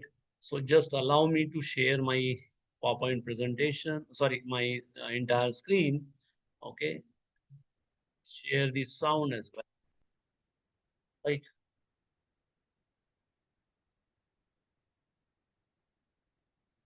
Okay, so I hope my entire screen is visible to you. So we'll start with a very basic tool. Okay, what they call it as the Gemini notebook, right? For using Gemini notebook, somebody has to confirm whether you can see my entire screen. Say yes or no. If you are unable to speak, please put your message in the chat box. Whether my entire screen is visible to you? At least one of you have is visible. Chaliye, thank you. All right. So thanks for the confirmation. Right.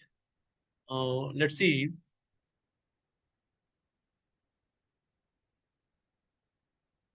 Let's see the notebook LM. Okay, which you can use it for, or Gemini notebook. Now it has been renamed as Gemini notebook. I'll show you the conversational aspect of this particular tool. I hope I'm loud and clear. For using this tool, you don't require anything other than your Gmail ID. Go to your Gmail account. Okay, go to Google Apps, these 9 dots, scroll down somewhere at the bottom, you will find this notebook LM. Click on that.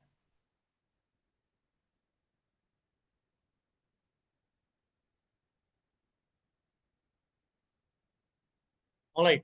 So once you click on that, you'll find something like this. You can create your notebook, own notebook, by simply clicking on this create new. Okay. So if you click on create new, you will find something like this on the screen. So wherein you can specify the sources. So here your role is very crucial. Okay. In identification of sources.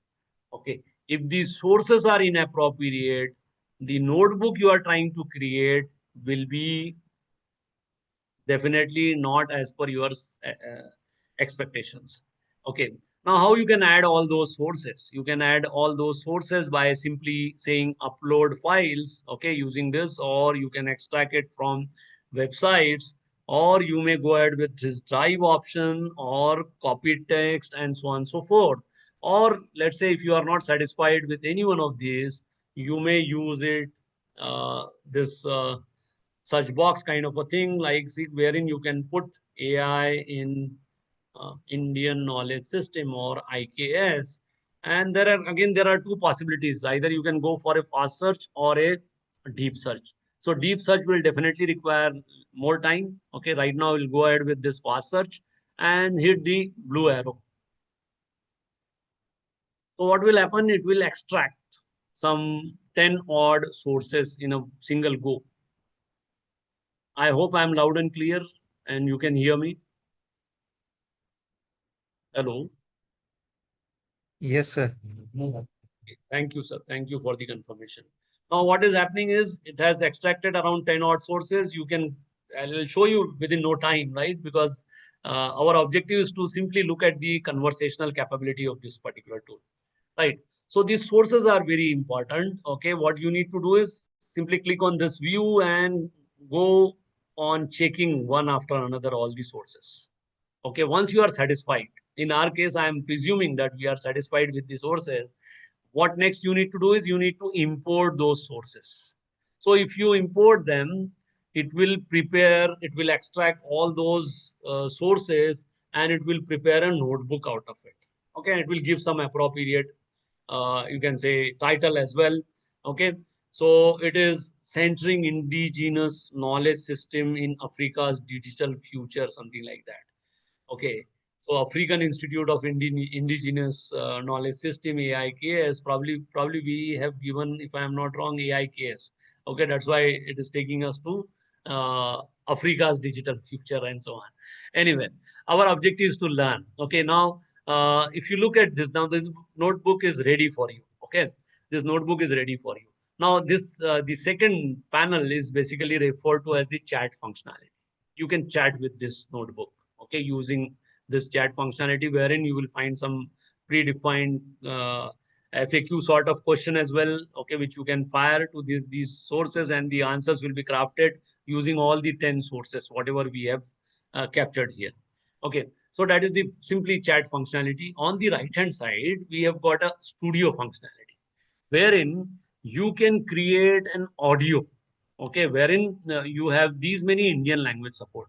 Let's say I wish to create an Hindi audio overview of this particular.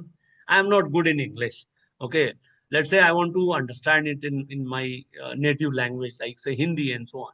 Okay. So you can create it by simply clicking on that Hindi, and then what kind of a audio overview you want to create, whether you want to create a deep dive or a brief or a critique or a debate. You can pick the appropriate one. So right now I'm clicking a brief and then simply click on generate. Okay. So that audio will be created in Hindi. Okay. Uh, Audio overview will be created in Hindi. Okay. Then on these line, you can create slide deck, which is nothing but the PowerPoint presentation. Let's say you want to deliver a session, or you want to deliver a lecture in your class. Okay, you want to have PPT for that. Okay, you can create PPT, PowerPoint presentation, and that too very fantastic in terms of graphics and all, using this slide deck. Then video accordingly you can create. Okay, you can create a mind map. I will show you. This is good for teaching learning. Then you can create flashcards. Okay, flashcard exercise. Okay, that is again possible. Okay, using this again, the number of cards, how many cards you want to have, difficulty level again can be set to medium, low and high. Okay, easy, medium and hard. Okay, and then simply say generate. Okay, so flashcard, then quiz you can create. Okay, then infographic you may create by clicking on infographic. Then this data table is very important, wherein you can create a comparative sort of study of all the sources, okay, in terms of certain features and so on. Now, having said this, let me show you. Actually, I wanted to show you this the conversational capability of this generative AI audio. Okay, but that is actually under process. Now, apart from this, you can create a lot of reports. Okay, let's say I want to create a research proposal.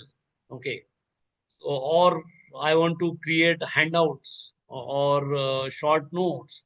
Okay, all those things are possible under this report section. So click on report, okay, wherein you will find create your own briefing doc, study guide, okay, and then blog post and so on, right? Blog post and so on, right? So these are the predefined template. Apart from this, based on the kind of sources, it will have some suggested format as well. Okay, let's say you are not satisfied with any one of these, you want to create your own, simply go to this, you create your own, okay, and type exactly what you want. Let's say create a research proposal using GST guidelines. Okay, and simply say generate. So it will create a fantastic research proposal for you. Right, let me show you. Yeah, this mind map is ready. Now you can share it with your student community. Okay, mind map is ready, or by simply clicking on this share button. Okay, nothing else is needed here. Okay, then you have this framework I was referring to, that is the data table which we have used. Okay, so this is the framework. Okay, wherein it has identified certain features, and all the sources are being compared in terms of those, you can say, the parameters. Okay, whatever it has identified as the benchmarking parameter for doing so. Right. Now this is there. Right. Now let me check whether the audio is ready or not. Yeah, infographic, it is again underway, and the report is underway, and still it is working on audio. So by that time, we'll just try to have a look at some other things. But I wanted to show you this conversational audio functionality. Okay, let me. Okay. So what kind of audio it will generate? The very first thing is it will generate an audio which is of conversational type based on the 10 sources. Okay, based on the 10 sources. Now, what do I mean by that? Okay, one fellow will be asking the question, another will be responding to those questions. Okay, and there will be a, you can say, around 30 odd minutes audio, depending upon the type, whatever you have created. Okay, now this research proposal is ready. So you can stop that audio in between and pose your question. Okay. You will be surprised to note that that tool will respond to your question in a live manner, as if some podcast is being transmitted and you are one of the listener who is asking some question, and the you can say the person sitting in the studio, they are responding to your queries. Okay, that conversational facility I wanted to demonstrate. Hold on for some time. Now research proposal is ready. Okay, this is the research proposal. Since we have given you can say the guidelines of DST. So accordingly, it has prepared all those things. Okay, you can copy and paste, but don't do that, because again, it will be categorized as you can say AI generated stuff. Okay, so don't copy and paste. Instead, what you can do, you can use it as a guiding principle. Okay, you can look at this stuff and you can accordingly you can frame your own, okay, using this particular skeleton. Okay, that is again quite helpful. Those who are new in applying for grants, okay, they can use it for, yeah. So there we are. Now this building AI is ready. The audio is ready. Okay, let me play it. This is the brief on integrating indigenous knowledge into AI. You know, while AI transforms our globe, it's overwhelmingly built on Western frameworks, prompting groups like the African Institute in Indigenous Knowledge Systems to advocate for tech grounded in indigenous wisdom. Seriously, are we building a global digital brain that only knows one culture's language? To understand why this matters, first, we got to look at the bias baked into modern tech. Researcher Ya Ofosuasari calls this cognitive imperialism. Basically, AI reflects Western values while totally sidelining centuries of indigenous wisdom on ecology and medicine. It's kind of like paving a digital superhighway over an ancient ecosystem, completely ignoring the local navigators who actually know the terrain. Second, instead of just patching code, we need to flip the script on design. The eLearning Africa Foresight Lab explores reconnecting futures, asking what AI looks like if built from African worldviews. What if algorithms were optimized for community well-being instead of corporate profit? Finally, we actually have to build this. AIKS acts as an anchor, combining grassroots traditions with AI, blockchain, and GIS mapping. By using two-eyed seeing, which seamlessly blends indigenous worldviews with formal science, they prioritize indigenous data sovereignty. Because listen, these knowledge systems aren't static museum artifacts. They're living innovation ecosystems perfectly suited to solve modern challenges. The next chapter of our technological evolution cannot be written with just code alone. It absolutely must be anchored in the ancestral wisdom that represents the full spectrum of humanity.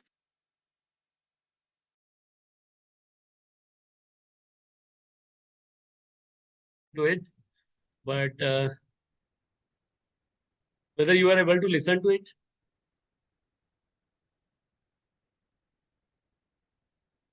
Somebody has to respond.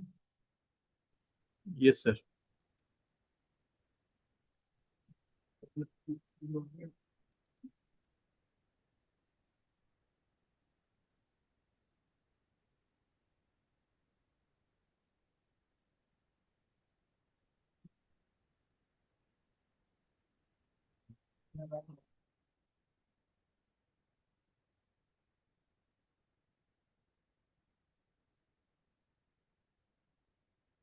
Sorry for the interruption. Okay, so this is how you can use this particular tool. Okay, let me go ahead with the other aspects of certain tools, like say elicit.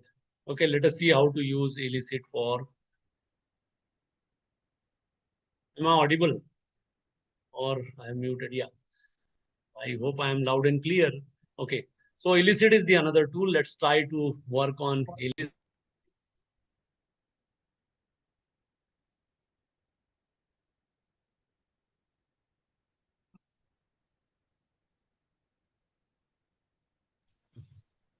Sir, you are muted. Unmute. Okay. Whether you can hear me now? Yeah. Yes, sir. Okay. So elicit is typically used for analyzing or synthesizing research paper. Okay, let's say I want to analyze or synthesize certain papers. Okay, right now I'm using a free version. Whatever I'm showing you, it is all beta version with some limited functionality. Okay, so AI in IPS, let's say, Indian knowledge system. Okay, so I've given this topic. What has happened? It has captured some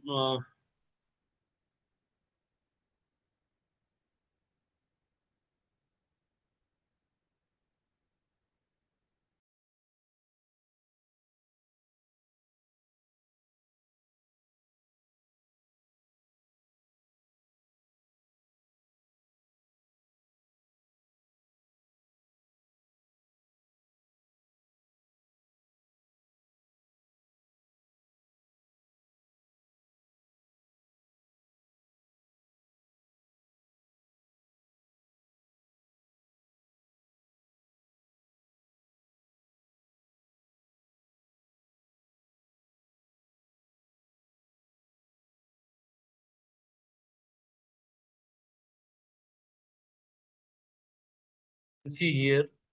Okay, it has identified some 10 odd papers, okay, along with the summaries there in the second column. Let's say I want to analyze or synthesize all these 10 papers in terms of some other parameter. Okay, what you can do, let's say I want to identify the research gaps. So simply go to this edit column, okay, add a new, and here you are supposed to type what exactly you want. So simply say research gaps, okay. And while doing so, that is while devising this particular column, okay, if you want to pass on some specific instruction, you can do so by simply putting all those things in this instruction box. Okay, what kind of a output format you want? Okay, that can be done using this any specified yes, no, and maybe. Okay, simply say add column. Right now, I'm not touching upon any of these things. Okay, I'm making it by default. Okay, simply say add column. Moment you added that column, what has happened? A new column called research gap has been added and it is being populated with various stuff. Okay, it is extracting one after another all the research gaps available to you. Okay, in that regard. Okay, so this is how basically this illicit works. Okay, apart from that, it will give you, you can say some suggested columns as well. Okay, so as far as the free version is concerned, it is not possible to go beyond 4 columns. So right now we are almost done with the 3 columns. First column is paper, second is summary, third is research gap. I can add one more column. But let's say if I try to cross that one more column, after fourth, I want to add fifth column, then it will start crying. It will say, sorry, unable to. But there is a solution, right? We are all Indians, you know. So we find solution to every problem, right? So what is that solution? Solution is pretty simple. Go to this summary, okay, and delete that column once you are done with that. Okay. Okay, once you are done with that, delete that particular column. Okay, so this is how you can analyze or synthesize papers. Now look at some suggested columns. So AI application domain, let's say it is suggesting this column for me. Now, if you look at this column, okay, you will find the instruction has been crafted here. Okay, this is by suggested by the tool. Okay, I'm not, you can change it as per your own need. Okay, you can go to and modify any of the instruction, whatever you intend to. But this is how it is. Okay, this is what is expected. So, wherein you will find the detailed instruction, how you want to craft that particular column. Okay, and that is in English only, right? There is no special technical skill you require. Then again, answer can be set and all these things can be updated, right? So this is how this tool is fantastic when you want to carry out, you can say, analysis or synthesis of research paper. Okay, so illicit is fantastic in terms of those things. Okay, you can very well go ahead with this. Okay, then let us move ahead with a few other aspects. That is what they call it as research rabbit. Okay, so simply Google researchrabbit.ai or researchrabbit.ai.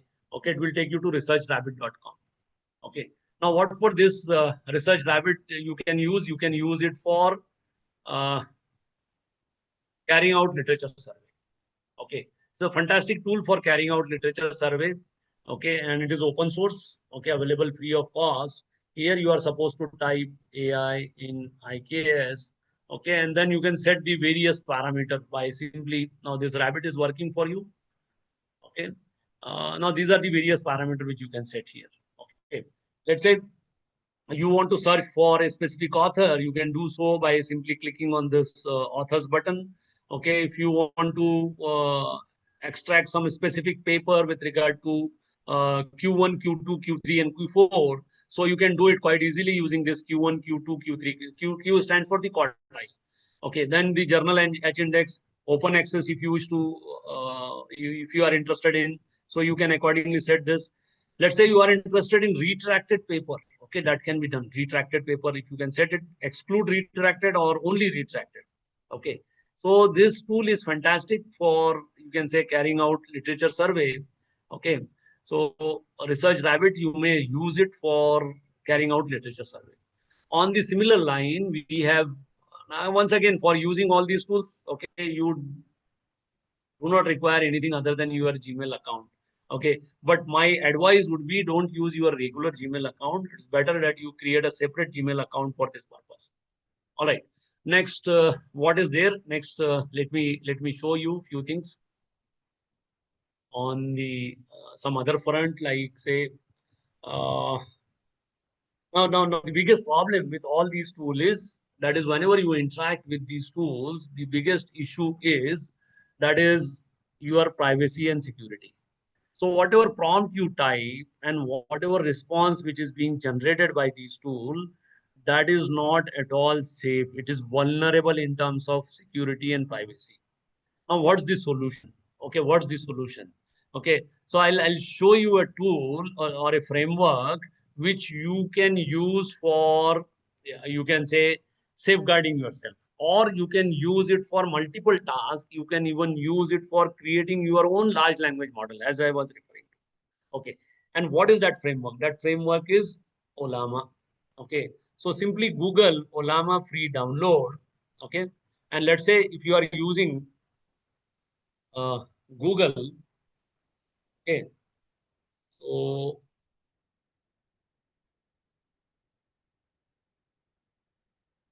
you may do so by simply clicking on this very first link, download Olama for Windows. Okay, so if you are using Windows, you can download it from this particular link, Olama for Windows. But mind well, okay, this is a very resource hungry platform.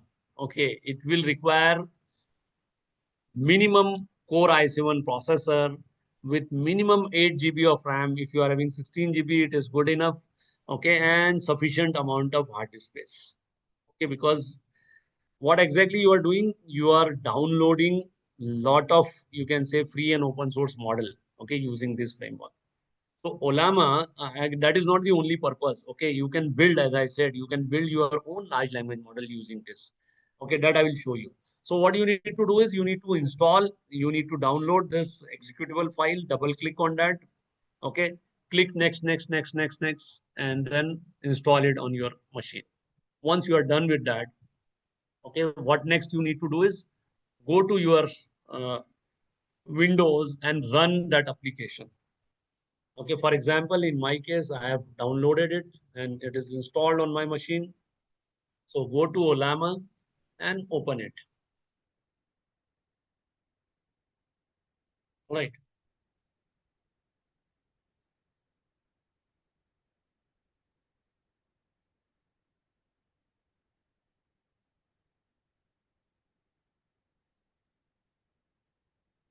As I said, it is resource hungry, so it will take a little bit more time for getting executed. As you can see, it is being loaded. On the multiple instances have been loaded. Let me quit few of them because it may adversely affect this session as well, right? Let me check how many of them are there. There are still two. Let me quit one. Now I am opening the Olama. Yeah, so there we are. Now this is Olama. Oh no. Again, I don't know what is happening is. Okay, so this is Olama basically. Okay. Now this Olama, and in my case, what has happened, actually, I have downloaded only one model. Okay, that is the Llama 3.2. Okay, as you can see here, that Llama is being loaded. Okay, once it is being loaded, okay, you will get the prompt, something like this. Now here, you can interact with this Llama 3.2. Okay, you can interact with this Llama 3.2, and whatever interaction you will have, it is completely safe and secure. Why? Because it is between you and your machine. Okay, now from this point onwards, even you don't require an internet connectivity. Okay, because this Llama 3.2 is free and open source. Okay, which you have downloaded and it is available on your local machine. Right. So you don't require any.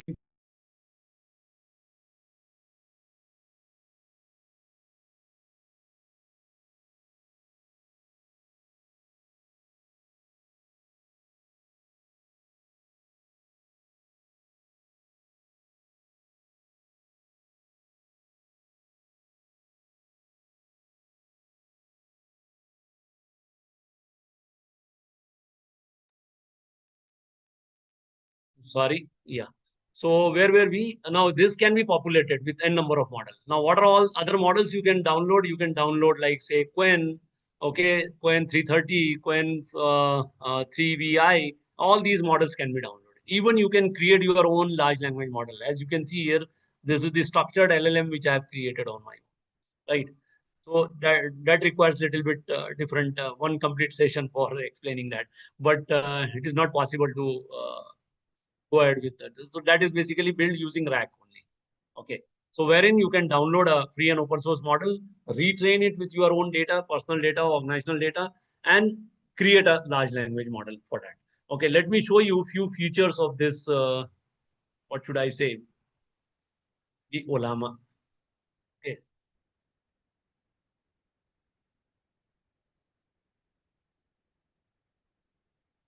All right. So go to simply command prompt. Okay.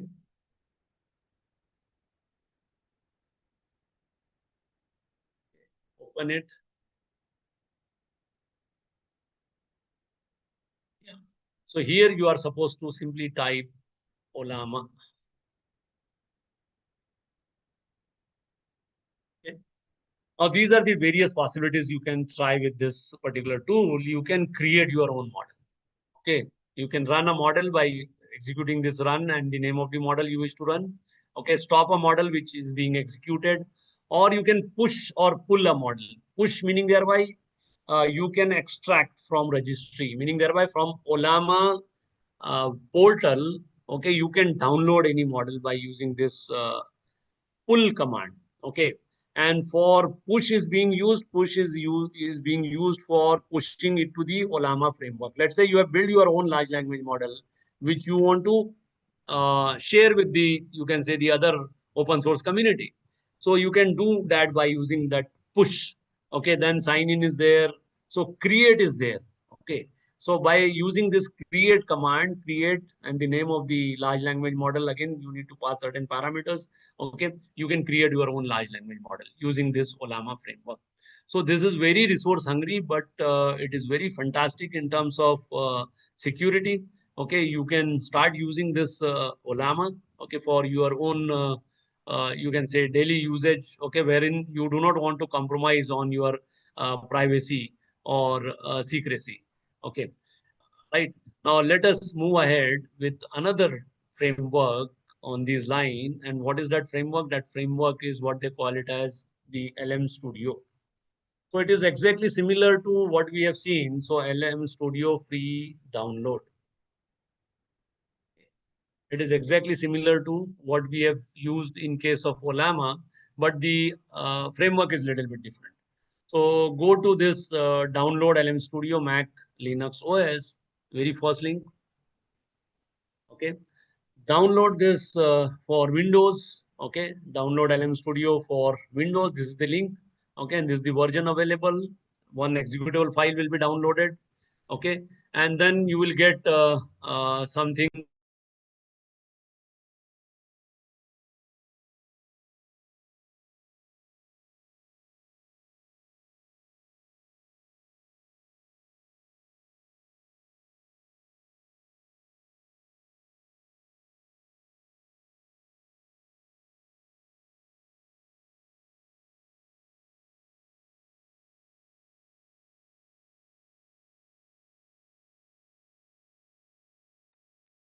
Really sorry. Yeah. So this LM Studio you can download and you can populate it. Now these are the models available. If you go to this models link, you will find these many models over here, right? Again, these models can be populated here, right? These models can be populated here. Okay.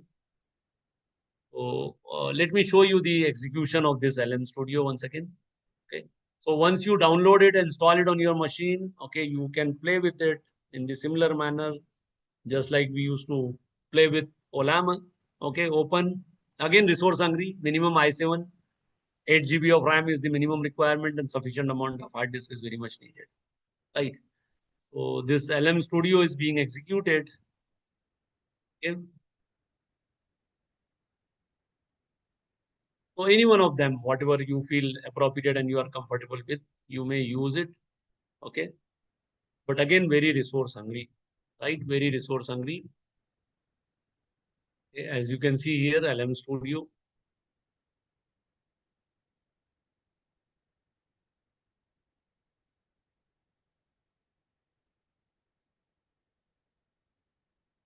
All right. So as you can see here, I have downloaded this LM Studio along with these two models. If you click on this, okay, you will find that these are the two models which I have downloaded here. That is Gamma 2 and the Llama 3.2. From where, once again, the portal of LM Studio. Okay, you can download it. You can pick any one of them as per your own need. Let's say I wish to pick this Llama 3.2 for my usage. Okay, now it is being loaded. As you can see here, this status bar is changing. Okay, it is being loaded, and then once it is loaded, you can interact with it. And from this point onwards, again, you don't require any internet connectivity, right? It is between you and your machine, right? It is between you and your machine, right? Whatever prompt you type, whatever response it is generating, okay, it is completely safe and secure, right? It is completely safe and secure, right? So this is, I say, LM Studio. Okay, so you can use it.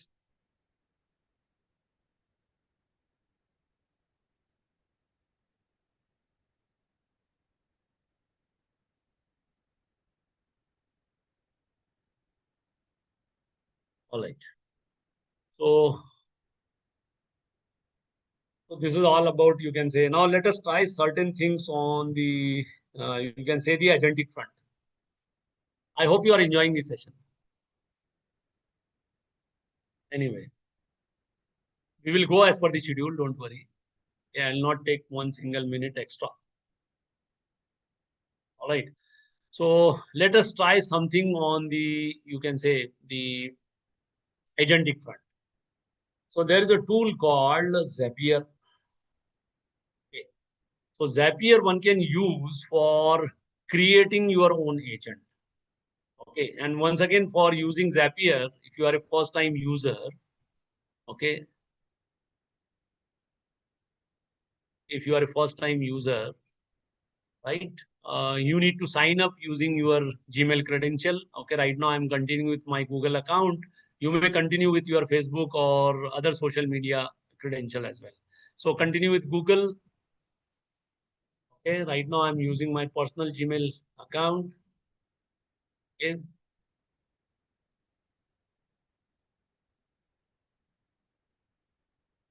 Okay, can simply say continue, give your consent. Now our objective is to create an agent for some workflow automation, right? So, yeah, I'm saying log into my Zapier account. Okay. Now your objective is to create a new agent. You will find something like this. So you will find this new agent here, and the another way around is you will find under agents, you will find this agent. So any one of whatever you feel appropriate, you can use. Let's say I'm using this new agent. Okay. Then do not go to this editor, simply say continue. Okay. Once you click on continue, since we are a first time user, okay, we don't know how to deal with this particular tool. Okay. So as to get conversant with the tool, what you can do initially, instead of building your own, you can say, agent, okay, by writing your own prompt and everything, okay, you can use some predefined template. So there are some predefined templates, okay, wherein you have got various things for various activities. Okay, let's say I'm running a MMTC. Okay, I want to automate a particular task. Okay, I used to get emails from participant asking about various aspects of the training program executed at my center. So I can create a support email agent, okay, for that. So if you click on this support email agent, okay, on the right hand side, you will find the functionality. That is what this agent will do. Okay, what I am doing, I am trying to automate a workflow. That is, whenever I am getting an email from a participant asking for certain thing about my, you can say MMTC or the programs which are being executed at my center. Okay, I want to write an automated reply to that. Okay, and for that I have selected this support email agent. Now this is the trigger. Okay, so when I get a new mail, look at the contents, and then this is what is, now you may write in your own words. Okay, this is exactly we are using as it is. I am not making any changes to it. Okay, so simply say use this template. Okay, so if you are doing for the very first time, since I used to engage sessions, okay, my account is already linked to this Zapier. Otherwise, it will ask your permission to sync your account, okay, Gmail account to Zapier. Okay, so in that case, you need to authenticate. Okay, but since in my case it is already done, okay, I am getting this Gmail account being displayed and the create button is being shown here. So simply click on this create. Okay, click on create, and then you will get the entire functionality on your screen. Right. Now, this is the online help. If you are using it for the first time, it will explain you that is what else you can do with this tool. Okay, so what else you can do? You can insert certain additional tools if needed. You may add up your own knowledge base if required, and so on and so forth. Right now, I'm simply closing it. Okay, simply go to this instruction to follow. And then as you can see here, this add tool is there. So let's say if I require some additional tool, I can click on this add a tool. Now look at the number of tools available under this Zapier. Okay, Gmail is there, Google Calendar is there, Google Doc is there, and so on and so forth. Right. Apart from that, 9,000 plus apps are there. So you can pick any one of them as per your own need. Okay, simply I'm closing it. I'm not adding up any tool. Okay, then I may add up some knowledge source. For example, in this case, I may add up a knowledge source like uh, you may say the academic calendar, the UGC guideline for the execution of programs, and so on. So those files can be directly uploaded, PDF file, using this upload file button. Okay, right now I am not doing anything. Okay, my objective is to simply demonstrate. So I'm not touching upon all those things. Simply go to this agent preview. Okay, the agent will be shown as a whole. Now I am testing my agent. Now I have created the agent. Now I want to test my agent, whether it is functioning normally or not. So click on this test agent button. Okay, if you click on test agent button, what will happen? It will be triggered. Okay, it will be triggered, and it will go on scanning my mailbox, and it will carry out all those activity whatever we have narrated here. Right, whatever we have narrated here. These are the instructions to follow. Okay, so when I get a new mail, look at the contents and determine if it is a question from customer, because the template which we have used, it was a customer support agent. Okay, so accordingly the things are there. Okay, so you need to redraft it as per your own requirement. So it may be possible that it will not find any of the customer email. So it will analyze and it will give you the appropriate answer. So using Zapier, you can create, you can say the agents. Okay, you can create agents. Apart from that, there is a very high-end tool available, what they call it as N8N. Okay, so N8N is once again, you may use it for automating some workflow. All right. I know I'm going a little fast, but my objective is to expose you to a number of tools. Okay, so that later on you can explore it on your own.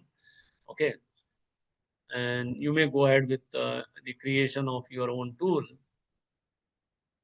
Right. This and I'm facing some problem because I don't remember the password basically. Let me check. Let me sign into my Gmail account.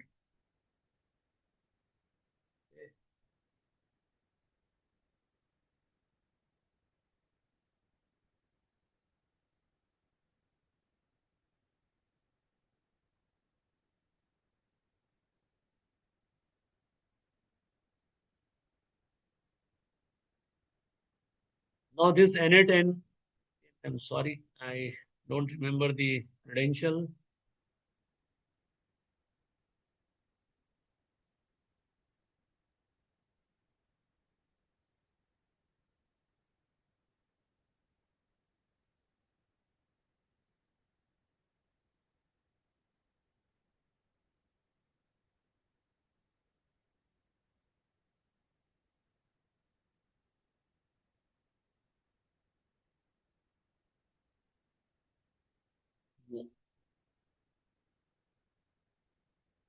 Yes. So there we are. I'm happy that I'm able to access it. Okay, so N8N is a, once again, you can create a lot of agent using this. Okay, workflow automation. Okay, go to this personal. Okay, go to this personal once you have signed in.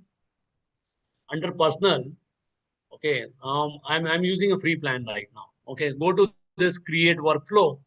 Okay, if you go to create workflow, I want to automate some task.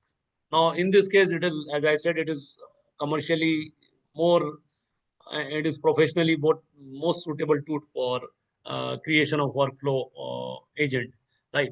Now, you can do it in two different ways. Okay, you can do it manually by adding one step after another. So, if you are doing so, if you are a skilled user, you can go ahead with this add first step.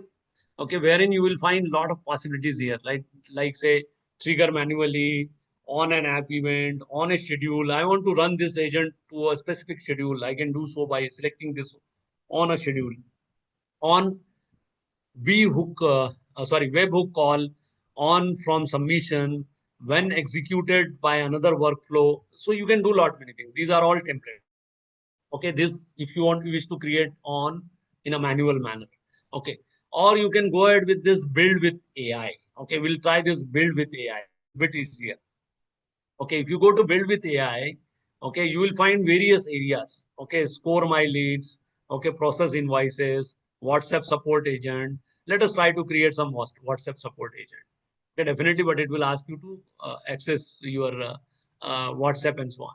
So, okay, so this is what I'm now the prompt has directly come up over there. Now it will ask me what exactly I want. It will ask me a number of questions. Now it is right now it is thinking, it is reasoning. Okay, this is the prompt which I have given as a template. Okay, as you can see here, when a customer sends a WhatsApp message, use Gemini to match their question against our FAQ in Google Sheets and reply instantly. If it cannot resolve it, create a support ticket in Notion and alert the team on Stack. Okay, I want to completely automate. So whenever somebody is something asking on some WhatsApp message, what exactly my workflow automation will do. Okay, so this is how it will work. Okay, so I will build this WhatsApp FAQ. Okay, now let me look at the Gemini. Okay, now it is doing, it is running the command. Okay, checking credentials and so on. Right, so it is thinking, now it is building on its own. So checking credential, I need to definitely give access and all. Okay, so which is, but this is how you can create, you can say, a lot of workflow automation using this fantastic tool, right? So probably we are almost done with this particular session. Okay, now if you have any specific query, you can fire it now.